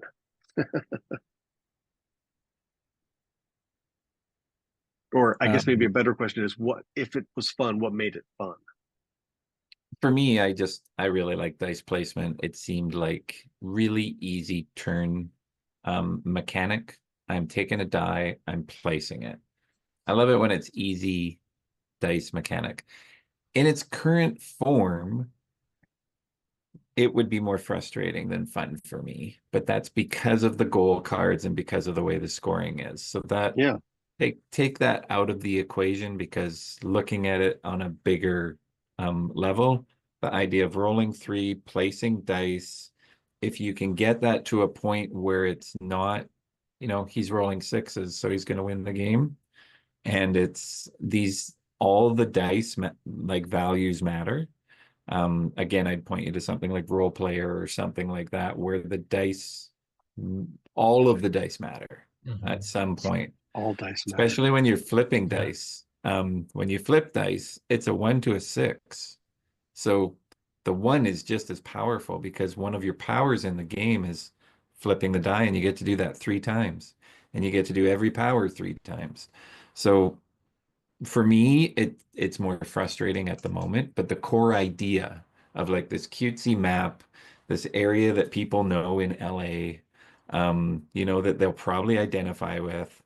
I think I may have seen this lake where somebody was like throwing in a magnet and they were pulling stuff out. And I wonder if it's actually this lake now. It could Um, easily be. they were doing No, like they no, were no, pulling no. bikes out Yes, and that's MacArthur Park. It's the shitty oh, lake down the street. okay. Nice. But it's I nearby, watched right? that video. It was kick ass. It was so great. Yeah. It was so great because that park is so. I mean, I was just talking with a friend about how gross that park is and why the city doesn't do. It's just a homeless encampment at this point. And Right. for some reason, the people who live in that neighborhood are like, yeah, well, they don't start fights. Nobody gets killed. They just throw Yeah. your e-bike in the lake. Yeah, so this Um, this kind of reminded me of that same kind of a park with the lake in the middle, and I mean, yeah. I think people can identify with that. I think they'll identify with rolling dice, and if you can make it interesting enough without, and I do think it's probably should be in that, 30 to 45 minute range, gateway plus maybe. Um, maybe another thing I didn't mention, but I might make these cards easier to get. I know the gamers will hate it, but you make it less stuff to get these. You'll get more of them. You're getting more stuff. People like slot machine games. Some people hate them. You can make it a slot machine game where it's easier to get the stuff. But it's not really, you're not really sure who's winning because now people have a bunch of cards and you're like, oh, okay, well, I can't do that math. But you're also not doing math off of like 27 and 17 and 11 and 22 and then having to get out some paper and do it if everything's like five or less. And I'm not saying that's what it should be, but maybe these cards are five or less, and maybe these cards are, well, these ones aren't too bad, but the point salad, if it's controllable for a gateway plus, you have to take into account the math that you need to do to add up your points as well. That can be taken care of with a point sheet though, so I wouldn't worry about that too much. There's lots of I got lots on my shelf. Cascadia's back here somewhere. It's got a point sheet. Harmony's got a point sheet. You can get quite a few points in those games, so take that with a grain of salt. But yeah, Putting a my track overall all is the way like around. I see the fun potential of this in a dice game that would be like maybe a gateway or a gateway plus. And sorry if I'm using terminology that people don't understand out there, but essentially that's like a 1.0 to a 1.5 to 2.0 kind of weight on BGG. That's Board Game interesting. Geek. Yeah. I would have assumed that this was a 2.5, but you're saying it's between a high one and a. No. What I'm saying is I would like to see it there. That's Oh, where oh, oh, I oh. would like to see it. That may not be what you're making, and you don't have to make that. Got it. Okay. But that's that when you're rolling three dice like that and it's one action and you're putting them out there, it just kind of hits that kind of 2.0, 1.8, 2.0 quacks, Cascadia kind of realm harmonies. Somewhere in there is where I would think to see this. And part of that would be like you're saying, cutesy animals and the park and the look of it and three dice. That's just where I would put it. That doesn't mean that's what it is. You can always put graphics on it that give it an edgier look that bring it back up to like a 2.5 if that's where you end up. But I do think the box cover and the and your board needs to match the weight and give the impression of the game to the right gamer. Mm-hmm. Mm-hmm. Um, you reminded me of another question that I had, and I feel bad because I'm curious about the joy factor for you guys as well. But I'm thinking that Eric, you might be helpful to me because as soon as we started playing, I was like, oh no, what if there was a five-player game and everybody rolled doubles? Everybody rolled double fives. Oh, yeah. That Then would just be a shit turn for the majority of everybody, right? yeah, because you'd have 5 dice, and then you've only got five, sorry, 4, 5, you have 4, and then possibly the 3 slots up here, that's 8. Then somebody could go 9, and then you're getting a couple dollars down here. Unless you could also, yeah, it could be. I mean, it has a potential of being a terrible turn. But it might not, It might not. because double echoes would allow you to play up here. Yeah. Okay, yeah, it was just as we started, I was like, oh no, what if? And then we played the whole And game, and I if you have mitigation, it doesn't matter. You've probably mitigation got can something that you change can that. mitigate those. Yes, all the more reason for the mitigation. I've been debating that mitigation idea for a long time. Mhm. It's an obvious change. Do you guys have anything to add to the joy of the game to what Trevor said, or Yeah. yeah, Yeah, go ahead, Aaron. Oh no, I was just gonna say I had fun playing it. I think there's a good game here. And I would definitely keep working on it. I'm not anything that I suggested. I'm just like kind of tweaking it here or there, but yeah, yeah, I had fun playing it. The only part that I did not like was Trevor stealing the person I needed. But other than that, no. And that's Um, the same thing I meant as far as the frustration. Like there's just too much opportunity in the current iteration, but I don't expect it'll look like this, next right. year. No, that's great. yeah. Thank you. For me, I like the idea of kind of the progressive um elements, like adding these places to the board and what they could potentially do, what they could potentially be that is game altering and game shifting, right? Like the resources, one of each, the different resources, like that's just like the most basic idea that I threw out. I think they even have the potential to be more interesting than that and more game altering.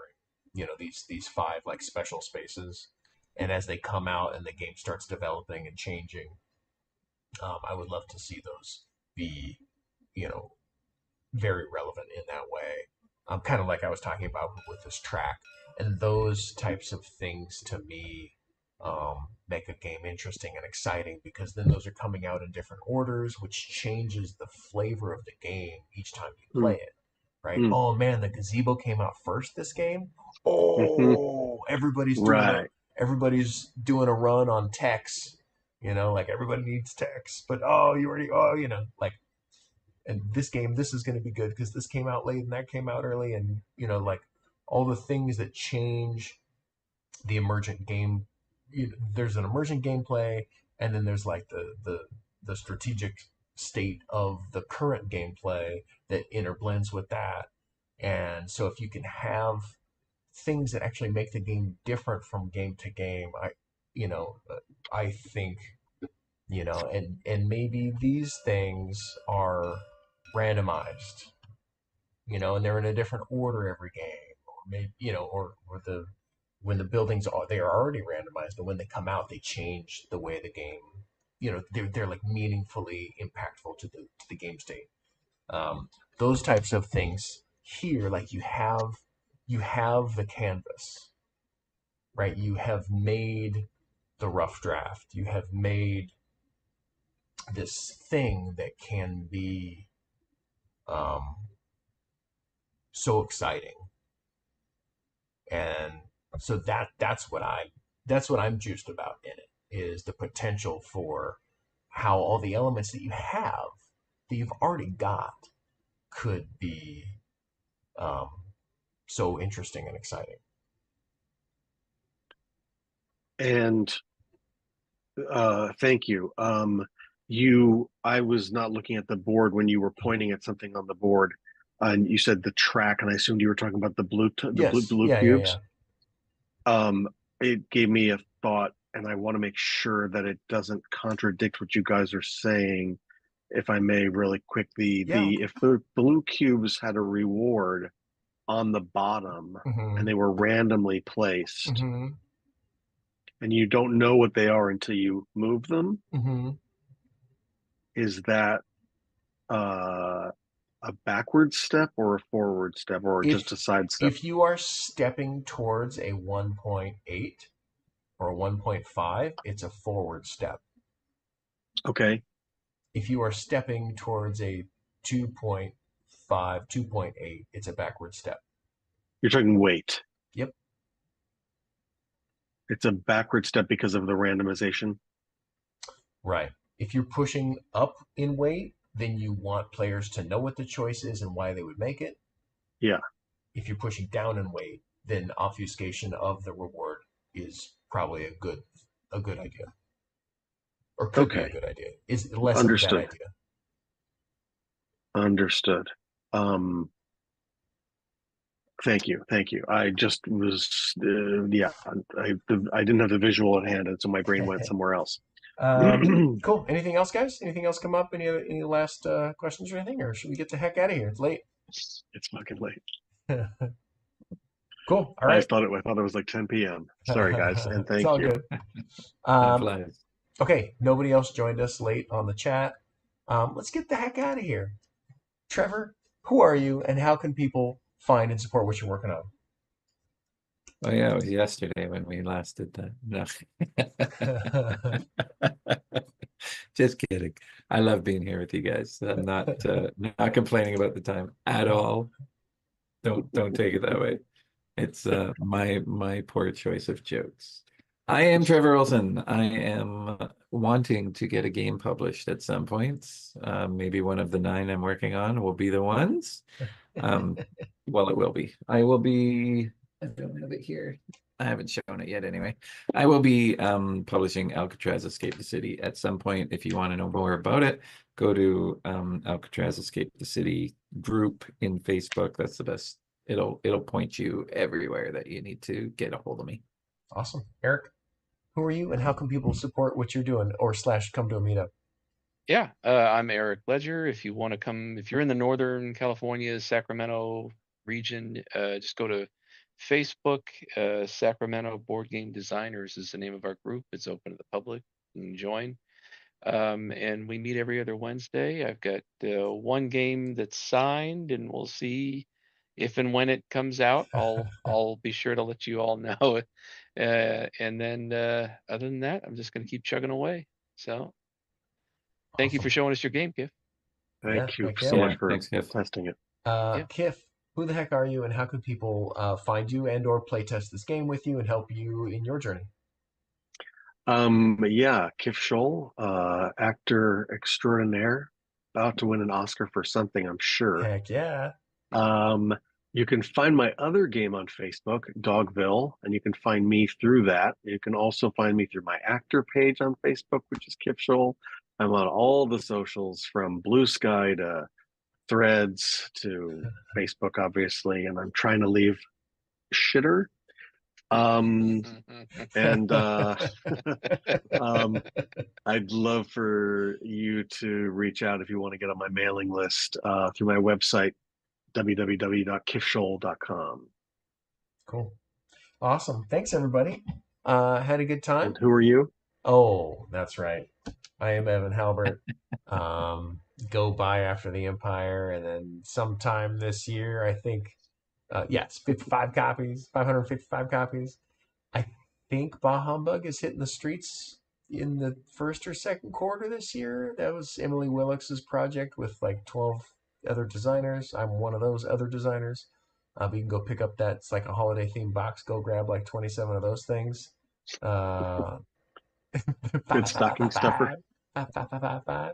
And then hopefully several other games will be announced at some point this year as far as like going to crowdfunding and that sort of thing. Because it's about time. Okay, everybody, let's get the heck out of here. Kiff, stay safe, man. I hope the winds don't change. I'm going to wait to buy your board game until after the fires are passed. That's a good idea. All right. And thanks for the folks who stopped by earlier in the chat. Good night, everybody. Have a wonderful evening. Stay safe out there.